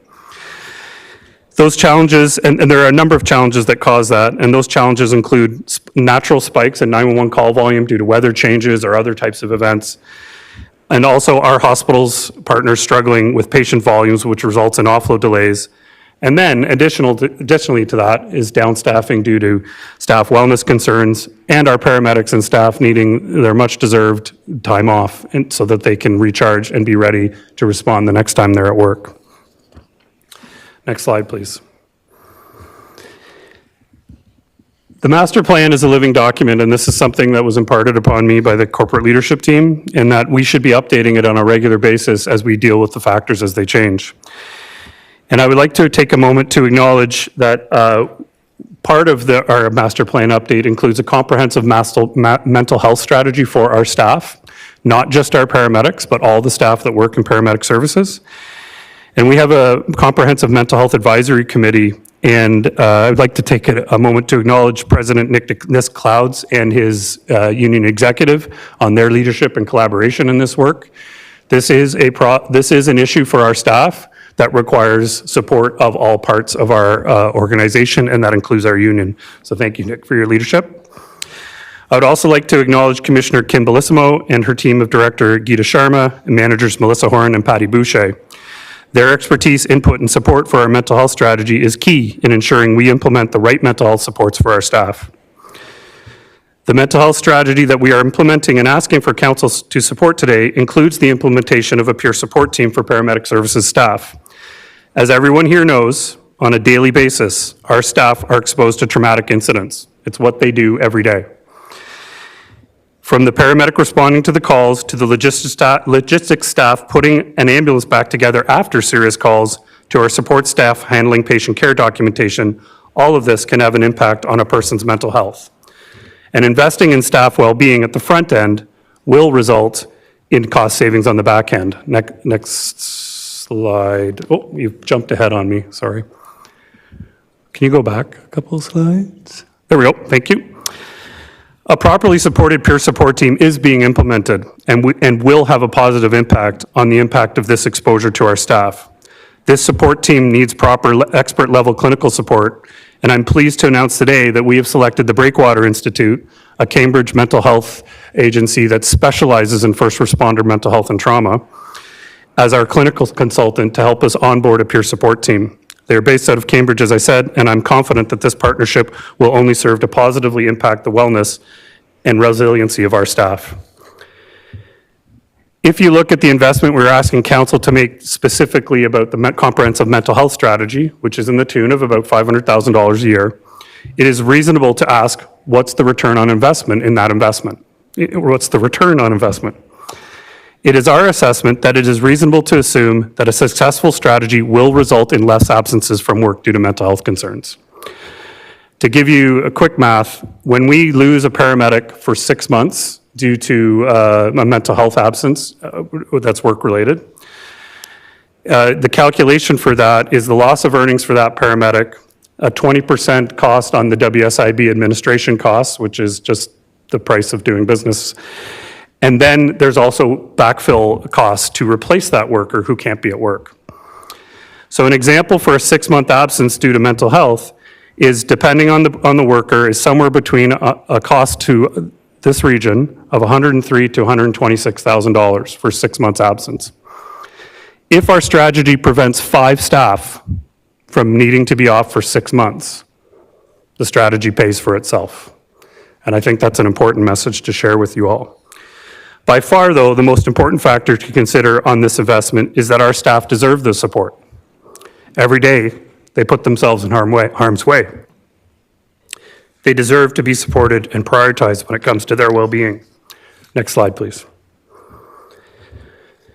To me, our budget request and our master plan to enhance services to the community in line with population growth and call volume increases is similar to taking antibiotics or medications to become healthier. If you don't finish the prescription or you don't finish the full course of antibiotics, you're not going to get well. And so our ask of you is to continue to support the high growth scenario and continue to support our plan, because at the end of this, what we want is a sustainable paramedic response team and response system. The investments council has made are working. On behalf of everybody at Paramedic Services, we thank you for these investments and for your support. In order for us to get to the unit utilization of 35% or less, and for our staff to become more resilient and healthier, we need to continue on the high growth scenario with the pre-budget ask we've asked for today. We need essentially to finish the prescription. Next slide, please. I assumed there might be a question about what are we doing to deal with the other pressures, so I thought I would provide some information on that regard. Pleased to announce a couple of really exciting things for you today. First of all is the designated offload nurse program, which we've talked about before in a presentation I've done. Happy to report today, and a press release is going out, that we applied for significant funding to increase the designated offload nurse program in the spring. And after AMO, and so I believe some of the delegations that helped, we received to the penny everything we asked for. And so we are happy to tell you that the province is providing us $1.65 million annually for this fiscal year, which is more than 3 times what we received in 2021 and more than double what we received in 2022. And the designated offload nurse program, what it will mean is every one of our hospitals will be able to put someone in a designated offload nurse position on a 24 hours per day basis, 7 days per week, which gets paramedics back out into the community. And we're in conversation with our hospital partners to implement that funding now.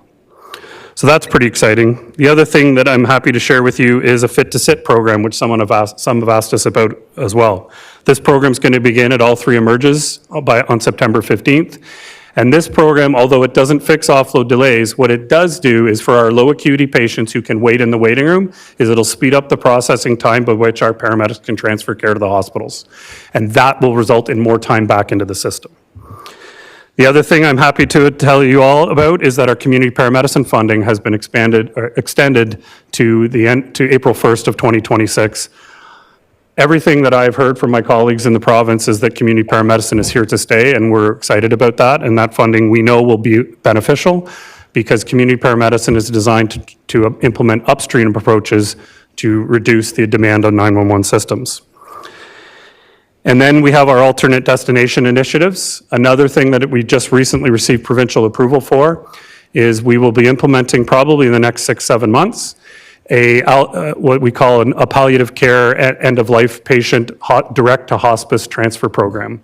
And what this means is for those patients that are deemed palliative care on a roster at end of life, it means instead of taking them to an emergency department, we'll be able to directly transfer them from the 911 call at their residence to a hospice.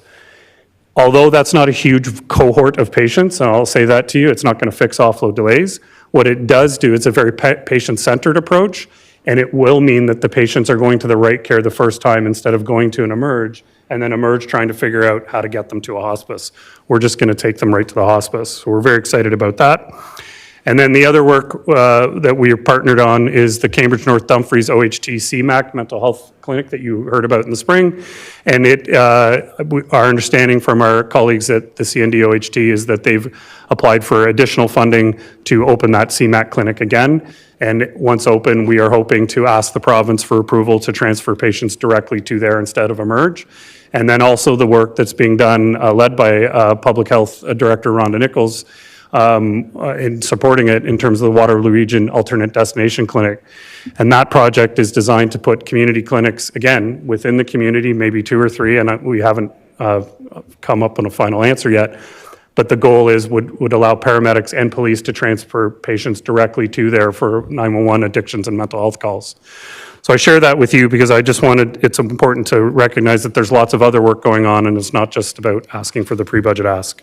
So that's all I have and happy to take any questions. Thanks, John.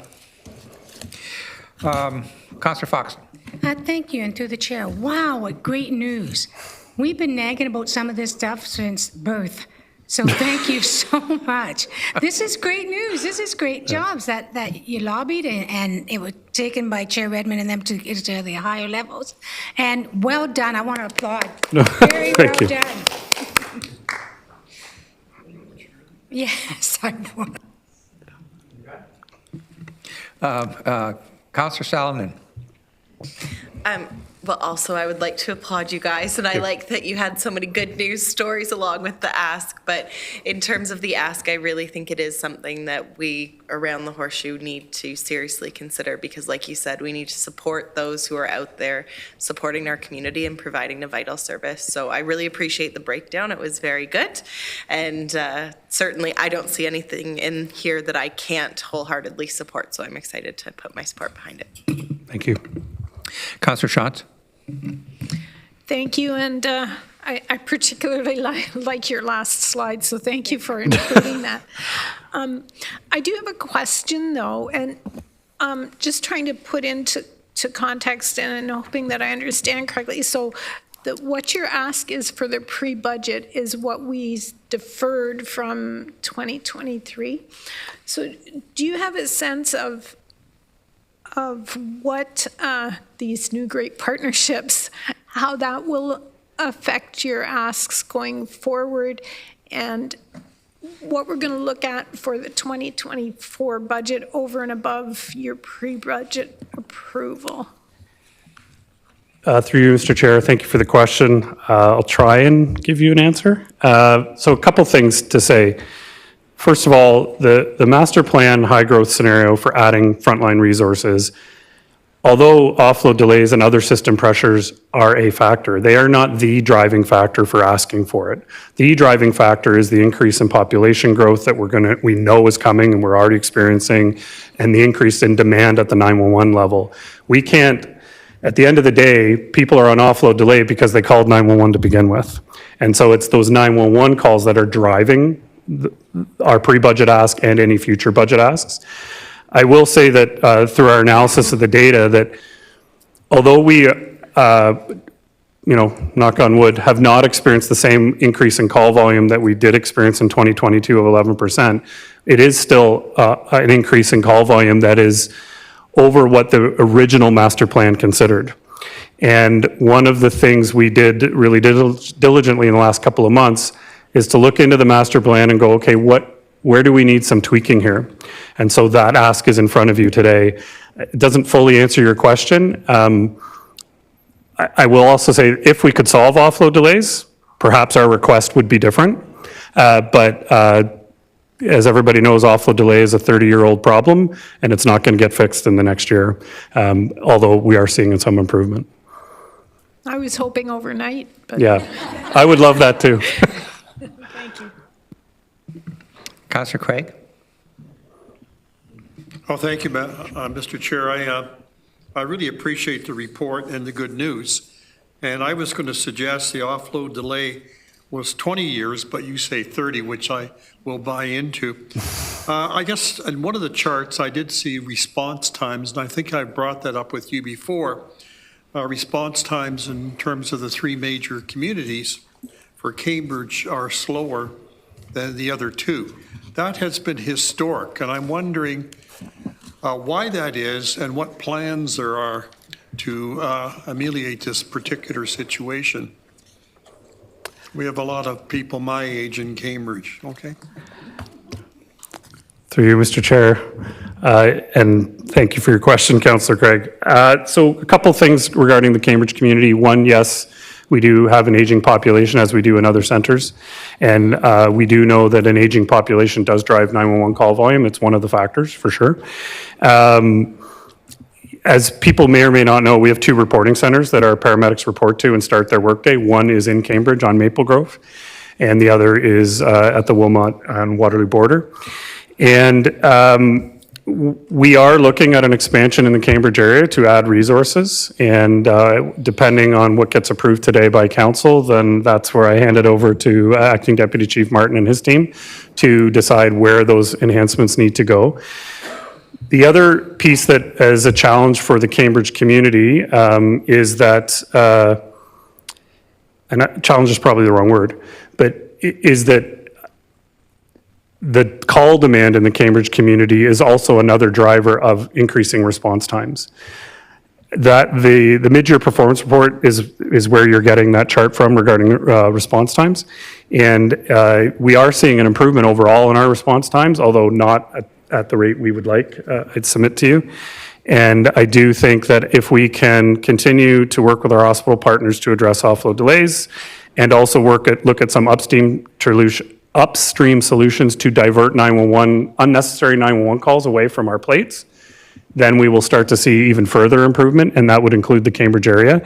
I don't have a full kind of breakdown for you today, Councillor Craig. Happy to give it to you regarding the Cambridge area at another time, but I think that a council-supported high-growth scenario addresses the Cambridge community as it does every municipality. If I may, Mr. Chair, just a follow-up. Why the increase in 911 calls in Cambridge? Why is it particular to our community with regards to what's happening? Or is it just a different place? No, I don't think it's different. I think that I've often said, and I've said this to Dr. Wong in the past, 911 calls are really the almost the thermometer that tells you how healthy your healthcare system is. If we're doing 911 calls and we have an increase in 911 calls, then that's usually because people can't get their healthcare somewhere else. That happens a lot. Lack of primary care, lack of access to addiction and mental health supports, those different types of things are what we see as drivers. And so I don't think there's anything unique about Cambridge specifically that is driving an increase in 911 call volume. We're seeing it across the system. All municipalities are experiencing an increase. I do think that things like aging population is a known demographic factor. And then there are other challenges also, social determinants of health and other things like that can contribute to it. So I don't have a fully formed answer for you right now, but happy to share with you offline. Mr. Chair, if I may, just as a comment, I appreciate everything you're doing, but I will be watching this very carefully next time you come back with a chart. Okay?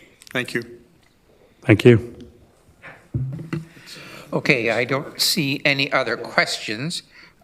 We do have a motion that is a request for service enhancements. And I'm wondering if there is someone prepared to move it and second it. Okay, moved by Councillor Wolf, seconded by Councillor James. Any other questions?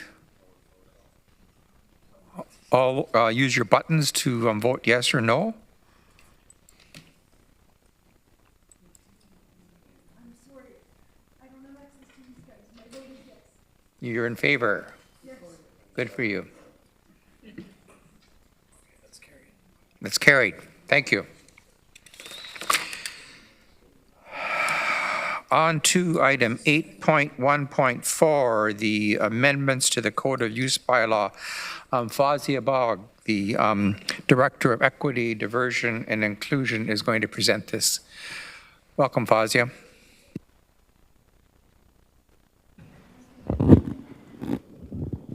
I think I broke it.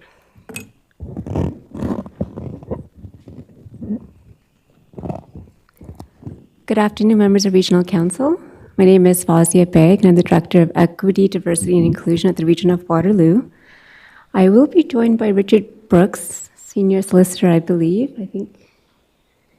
Well, we'll start, and hopefully Richard will be here to jump in for his slide. Okay, perfect, thank you. So Richard and I are just two members of the Municipal Anti-Hate Working Group that have been working over the last several months on bringing the amendments before you today on the Code of Use bylaw. Next slide. So a little bit about the background. So there was an updated deck.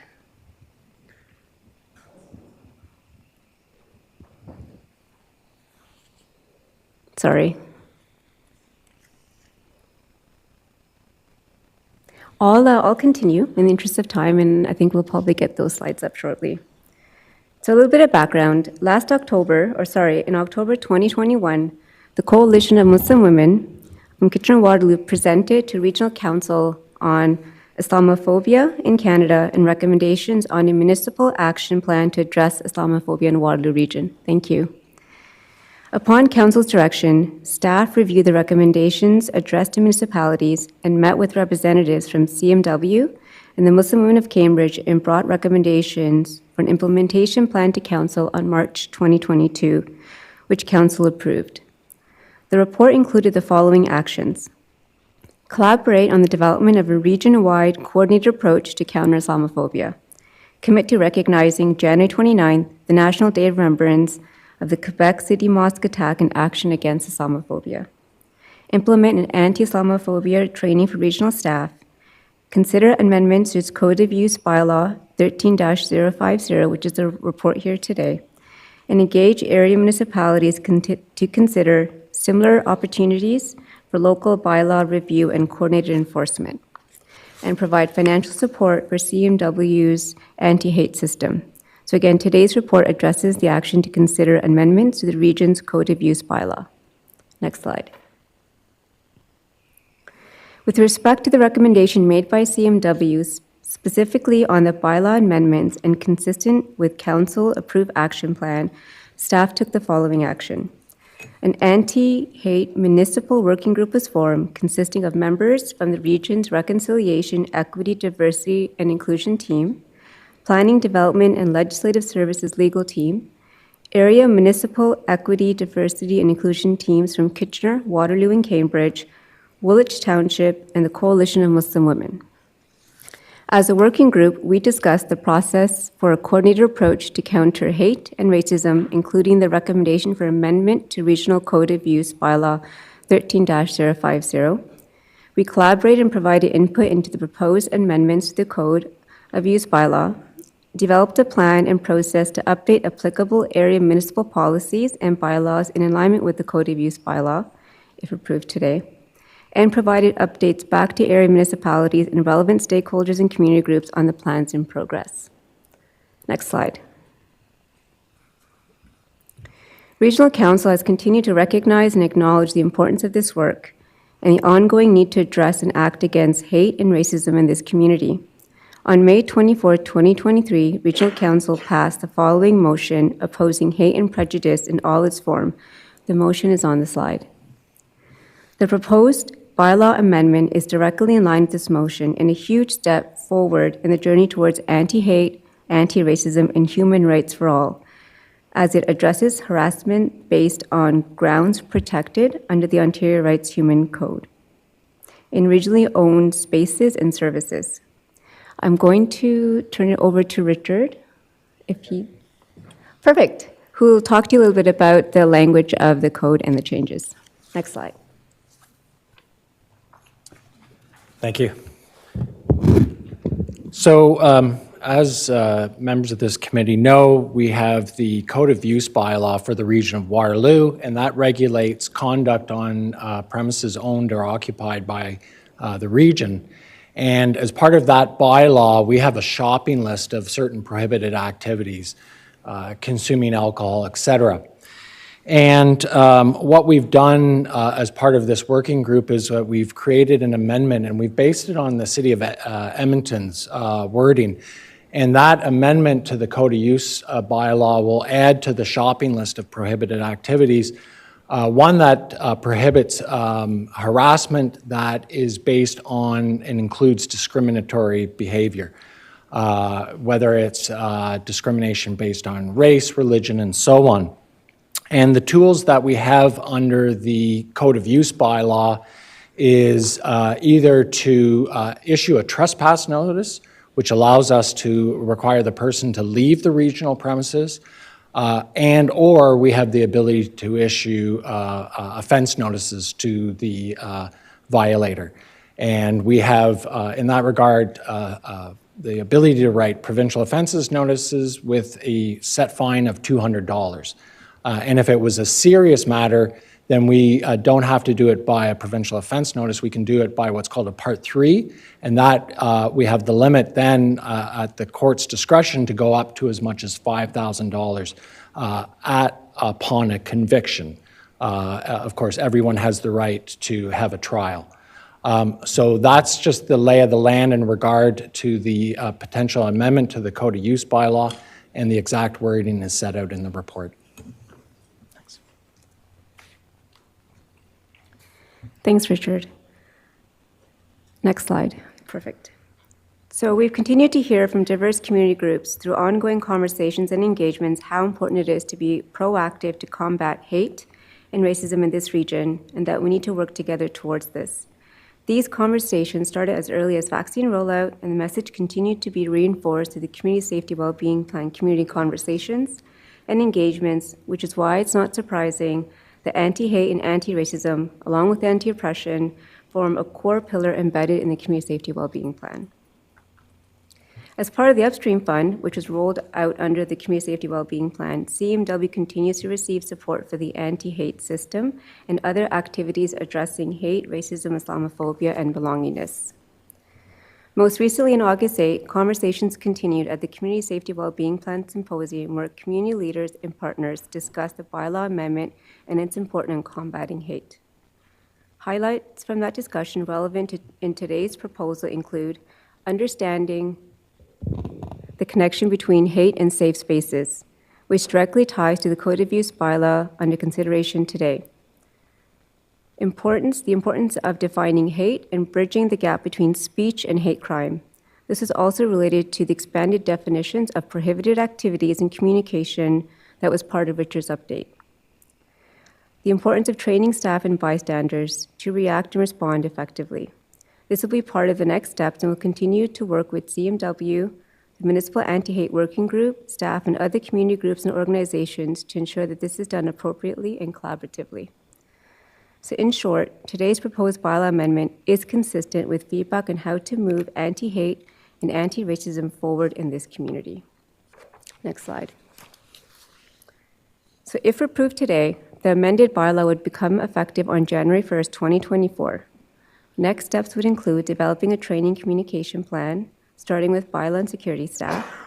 To develop that plan, we will continue to work collaboratively with CMW, bylaw and security to ensure an appropriate and robust training is implemented and adequate supports are in place. We'd also develop a similar rollout plan for other staff delivering services to the public across the region. The Municipal Anti-Hate Working Group will continue to meet to move the work forward, including amendments to applicable area municipal codes and bylaws in collaboration with CMW. Next slide. So we'd like to take a moment to thank CMW, Sarah Shafiq, and others for their advocacy, leadership, and ongoing support in moving this work forward, including the proposed amendments in front of you today. Thank you to all the community leaders, organizations who have continued to advocate and push this work forward, some of whom were with us earlier today.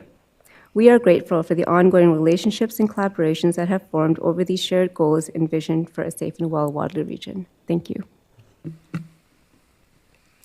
Thank you for the presentation. I had a couple questions from councillors. First, Councillor James. Yeah, thank you, Fazia and Richard and the team for working on this, and Coalition of Muslim Women and the delegates who spoke earlier.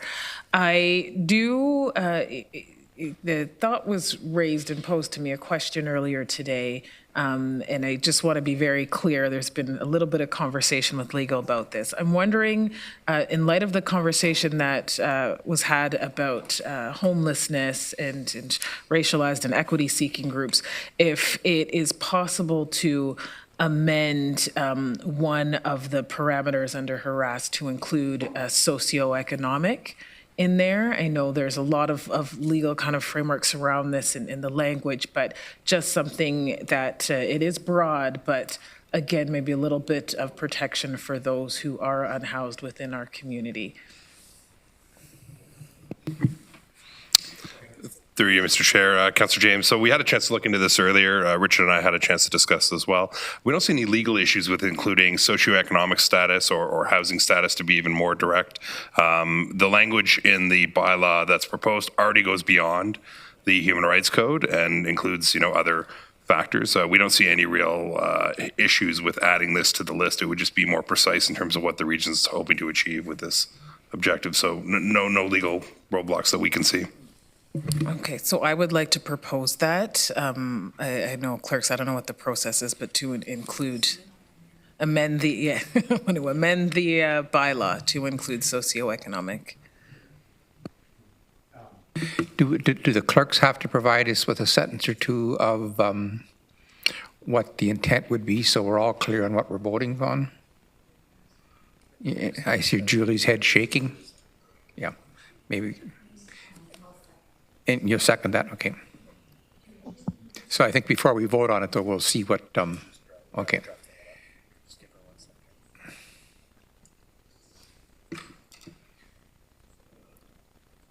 Chair, point of clarification. Yes. On that last amendment, I was just wondering whether it would include homeless people. Would that be brought into this ambit? Because I've had some inquiries from homeless people regarding hate and that sort of thing, so. Through you, Mr. Chair, Councillor Deutschman, I think from our perspective, socioeconomic status has an ordinary meaning that includes really any form of impecuniosity. As I mentioned before, if we want to be real direct on the homelessness issue, we could simply put housing status in there as well. Housing status? Socioeconomic and housing status, if we want to be crystal clear. Okay. Mm-hmm. We'll just give Julie a chance here to put something up on the screen for us.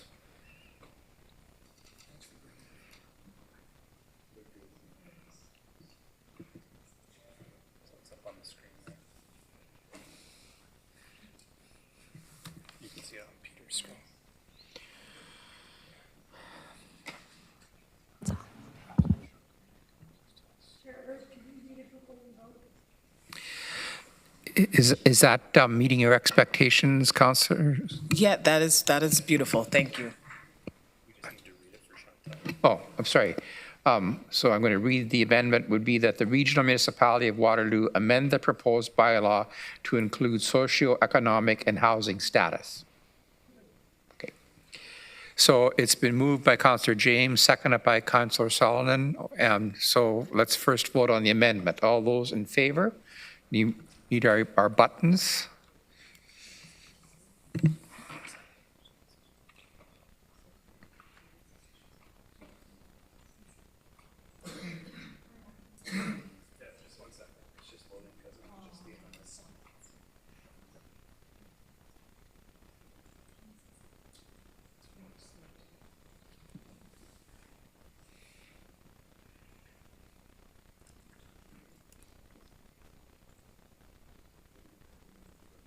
Okay, it's there.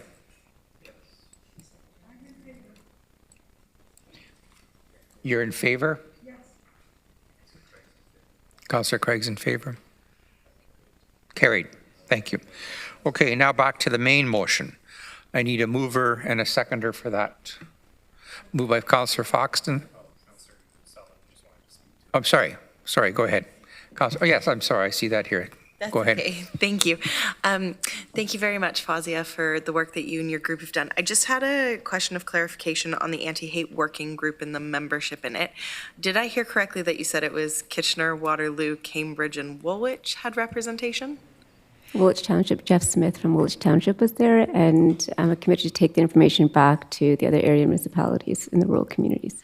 Okay. Is there a possibility to expand it as you are continuing to do work? Absolutely. We will be happy to bring more members on to increase representation. That would be a great next step. Okay, great. Is there anything that we as council can do to help support that effort? We can reach out Okay. and coordinate that just to make sure that the call is clear. Sounds great. Thank you. Thank you. Okay, Councillor Foxton, seconded by Councillor Wolf. Any other questions? You use your buttons to vote. It's on your screen.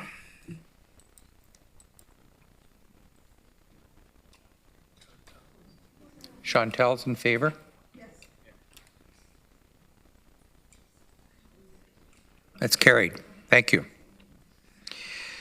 On to number 9. Council committee tracking list was distributed for information. Number 10, other business. Councillor James.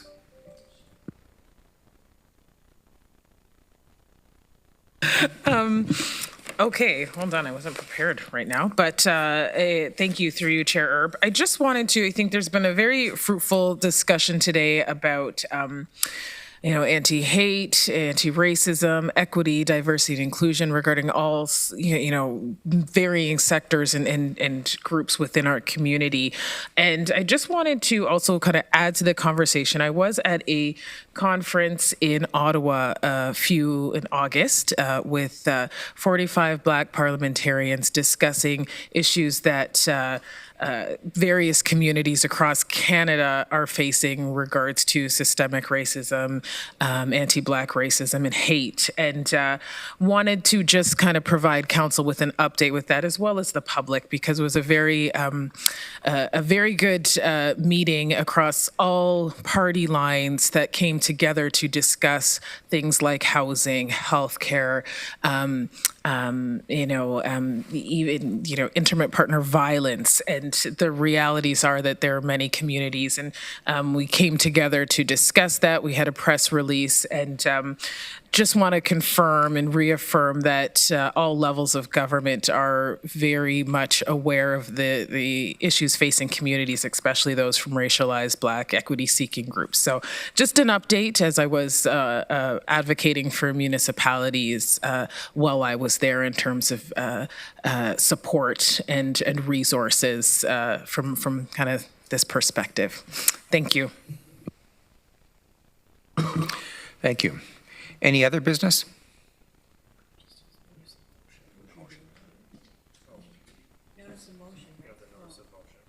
Oh, yeah, the notice of motion, yeah, but I meant After under you do number other 10, business is there first, any or- other I had a business? question before. I was trying to get in on the council tracking list and. Oh, I'm sorry. Yeah, and I put my hand up, but you. Okay, Councillor McCabe, sorry. So, thank you. I just wanted to, just a question about one of the tracking items on there was about that there was, it said a report about including public art galleries as being eligible for regional operating funding would be tabled if feasible on September 12th. So I was assuming it wasn't feasible, but I'm just wondering when we could expect that. Thank you. Mr. McGear? Yeah, through you, Chair, as we discussed in an earlier committee meeting, that report has been deferred into the budget process because there would be financial implications for the region of Waterloo. Okay, so maybe the tracking should just, the list should just be updated then. Yeah, fair enough. Thanks. Okay, thank you. Okay, Councillor Craig. This is other business, Mr. Chair. I brought up earlier the issue around addiction with regards to the homeless issue and addiction in general. I've asked for updates, but I understand there's some issues with regards to getting the material together. But I really think as a regional council, we should be well aware of the extent of the problem in the region, in the community, in our shelters, and get an overview of what's going on. So I'm wondering if we could just get back a response about what would be necessary to secure this kind of information. That's all I'm asking, okay? Dr. Wong? Okay. Yeah. We got an update 2 days ago. Yeah, I think what we could do is work with our health system partners to bring an update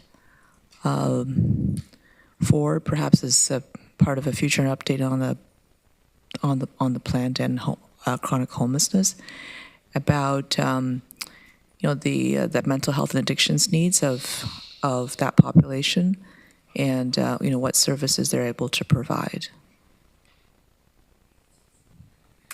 Is that acceptable? Yeah, okay, Yeah. that's good. We'll start there.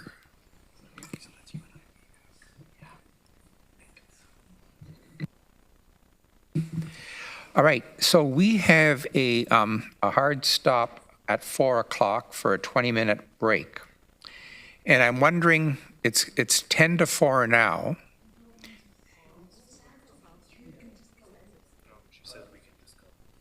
We can go ahead? Yeah, she just said. Okay. All right, I just wanted that we didn't have to stop. I know these folks have been waiting for a long time, but that we didn't have to stop at 4 o'clock. Okay, so we have a notice of motion that has been distributed to us. It's moved by Councillor Deutschmann and seconded by Councillor Wolf. And so you want to speak to this, Councillor Deutschmann, now? Yeah, just quickly, given the time of the day, I was going to ask about showing a video, but I won't push that given the time right now. But I want to thank the group from Women's Crisis Services for sending, and I want to commend to everyone to have a look at their website and the Waterloo Regional Police website as well, which has a section on intimate partner violence, and take a look at some of the videos that they have there, which is very informative and brings home the seriousness of the issue that we're facing and helps raise some of the points that a lot of us in the community miss, when we're seeing friends, neighbors, or what have you going through issues and not recognizing the signs or the issues or the concerns that we should be raising because, we always hear, see something, say something. Of course, we need to know what we're seeing to be able to say something, and then we also need to have the courage to say something. Just quickly, I wanted to thank Staff Sergeant Jamie Brasseau of the Waterloo Regional Police Services, who wanted to be here today, but he couldn't, and I believe he heads up the Intimate Partner Violence Unit. Is that correct? Oh, my apologies. Okay, Inspector. He was formerly the staff sergeant up until about a week ago. Okay, got it.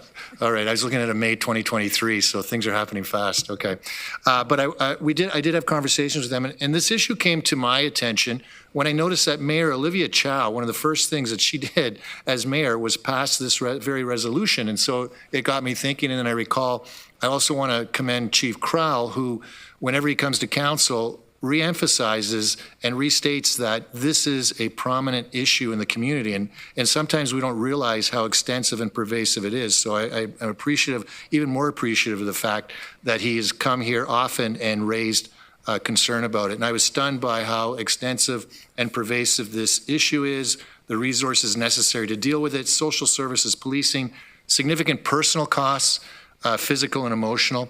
I want to thank Jen and the whole team of people there. We had an opportunity to meet. We've amended this motion once with respect to recommendation number 10. The whereases outline everything. I want to thank Councillor Wolf, who stepped up right away to say she would second this motion right away for me, so I appreciate that. And I just want to say that the proposed amendments from Chair Redmond are friendly amendments. I know she's spoken with Jen about these, Ms. Hutton, about these things as well. So they're friendly. And as we discussed earlier, it is important that we declare this an epidemic. And I will want to see, come budget time, what resources we can actually put to the actions that we're talking about today, what we can do to fund some specific real actions on this topic during the budget process. And so I'll be raising that as well at that time. So that's all I had to say about it. I want to thank everyone for their support. And I'm pleased that we're going to join countless councils from across the province and hopefully put some pressure on our provincial government to recognize the importance of this issue and do the right thing as we try to do the right thing with what resources we have here in our community. Thank you. Councillor Wolf. Through you, Mr. Chair, I strongly support this motion, and I'm very pleased to second it. I wish I could say I was surprised or shocked by the statistics on intimate partner violence presented today. Unfortunately, domestic violence, sexual assault, and femicide have been a serious problem in Canada and in this region for many, many years. I'm alarmed at the increase, though, in the rise of extreme injuries victims are receiving. Recently, the Mass Casualty Commission report investigating the 2020 Nova Scotia mass shooting recommended in its report the government declare gender-based violence and an epidemic after it was found the gunman had been reportedly abusive and controlling to his spouse and women around him. So this is just another reason why we need to have this an epidemic. In my work with violence against women, when I worked with the teachers union, I did some research and found that societies with little violence were equitable societies. And the most equitable societies had the least victims, basically. So one of the things that I'm pleased about with the region is all our work on equity, because I think that's one of the paths to a solution to try to end the violence against women. As we know, and as it was said by the delegates,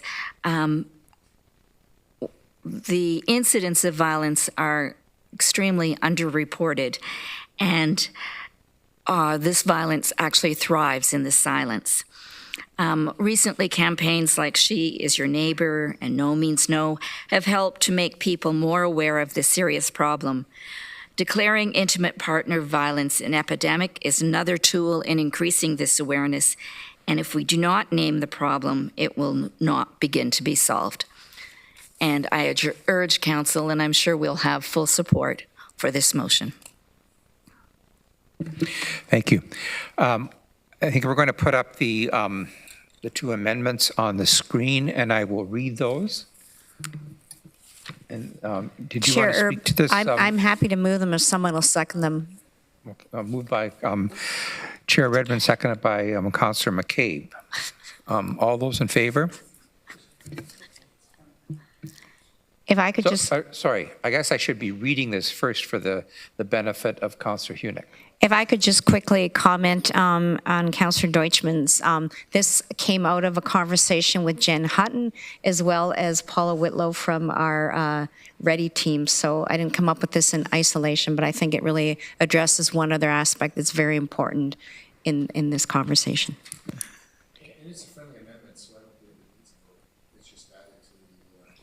Okay. In fairness, I'm going to read it for Councillor Hunick. Yeah. So we're adding the following whereas clauses. Whereas Indigenous women and girls are 12 times more likely to be missing or murdered when compared to other women in Canada, and that number is 16 times when compared only with white women. Whereas the homicide rate for Indigenous community members was 7 times higher than their non-Indigenous counterparts.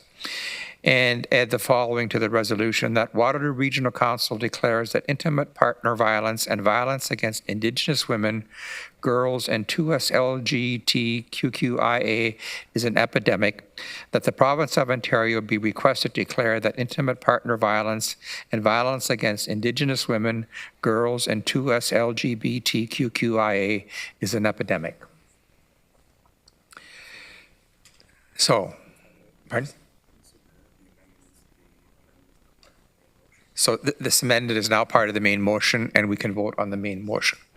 That was moved by Councillor Deutschmann, seconded by Councillor Wolf. Use your buttons to vote, please.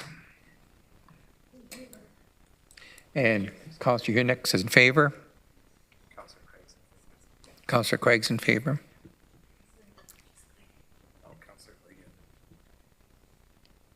Is Councillor Leggett still on?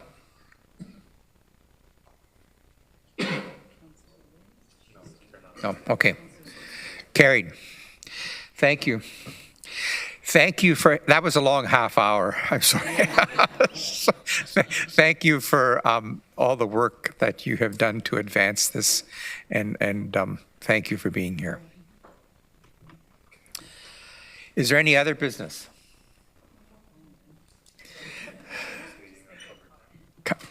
Councillor Salin? Thank you. I'm really pleased that we passed that motion, and thank you, Councillor Deutschmann, for bringing it up. One thing I just think needs to also be mentioned is that intimate partner violence does, yes, most certainly, it is heavily gender influenced, but also there is a big stigma around men and those who identify as men that experience gender-based violence and intimate partner violence. So I just wanted that not to go without mention and acknowledgement for those that do experience that as well. So anyway, thank you. Our next meeting is October the 10th. Anybody prepared to move? We adjourn.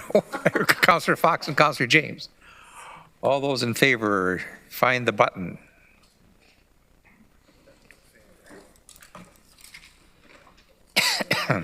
Bravo, Mr. Chair. That's carried. Thank you.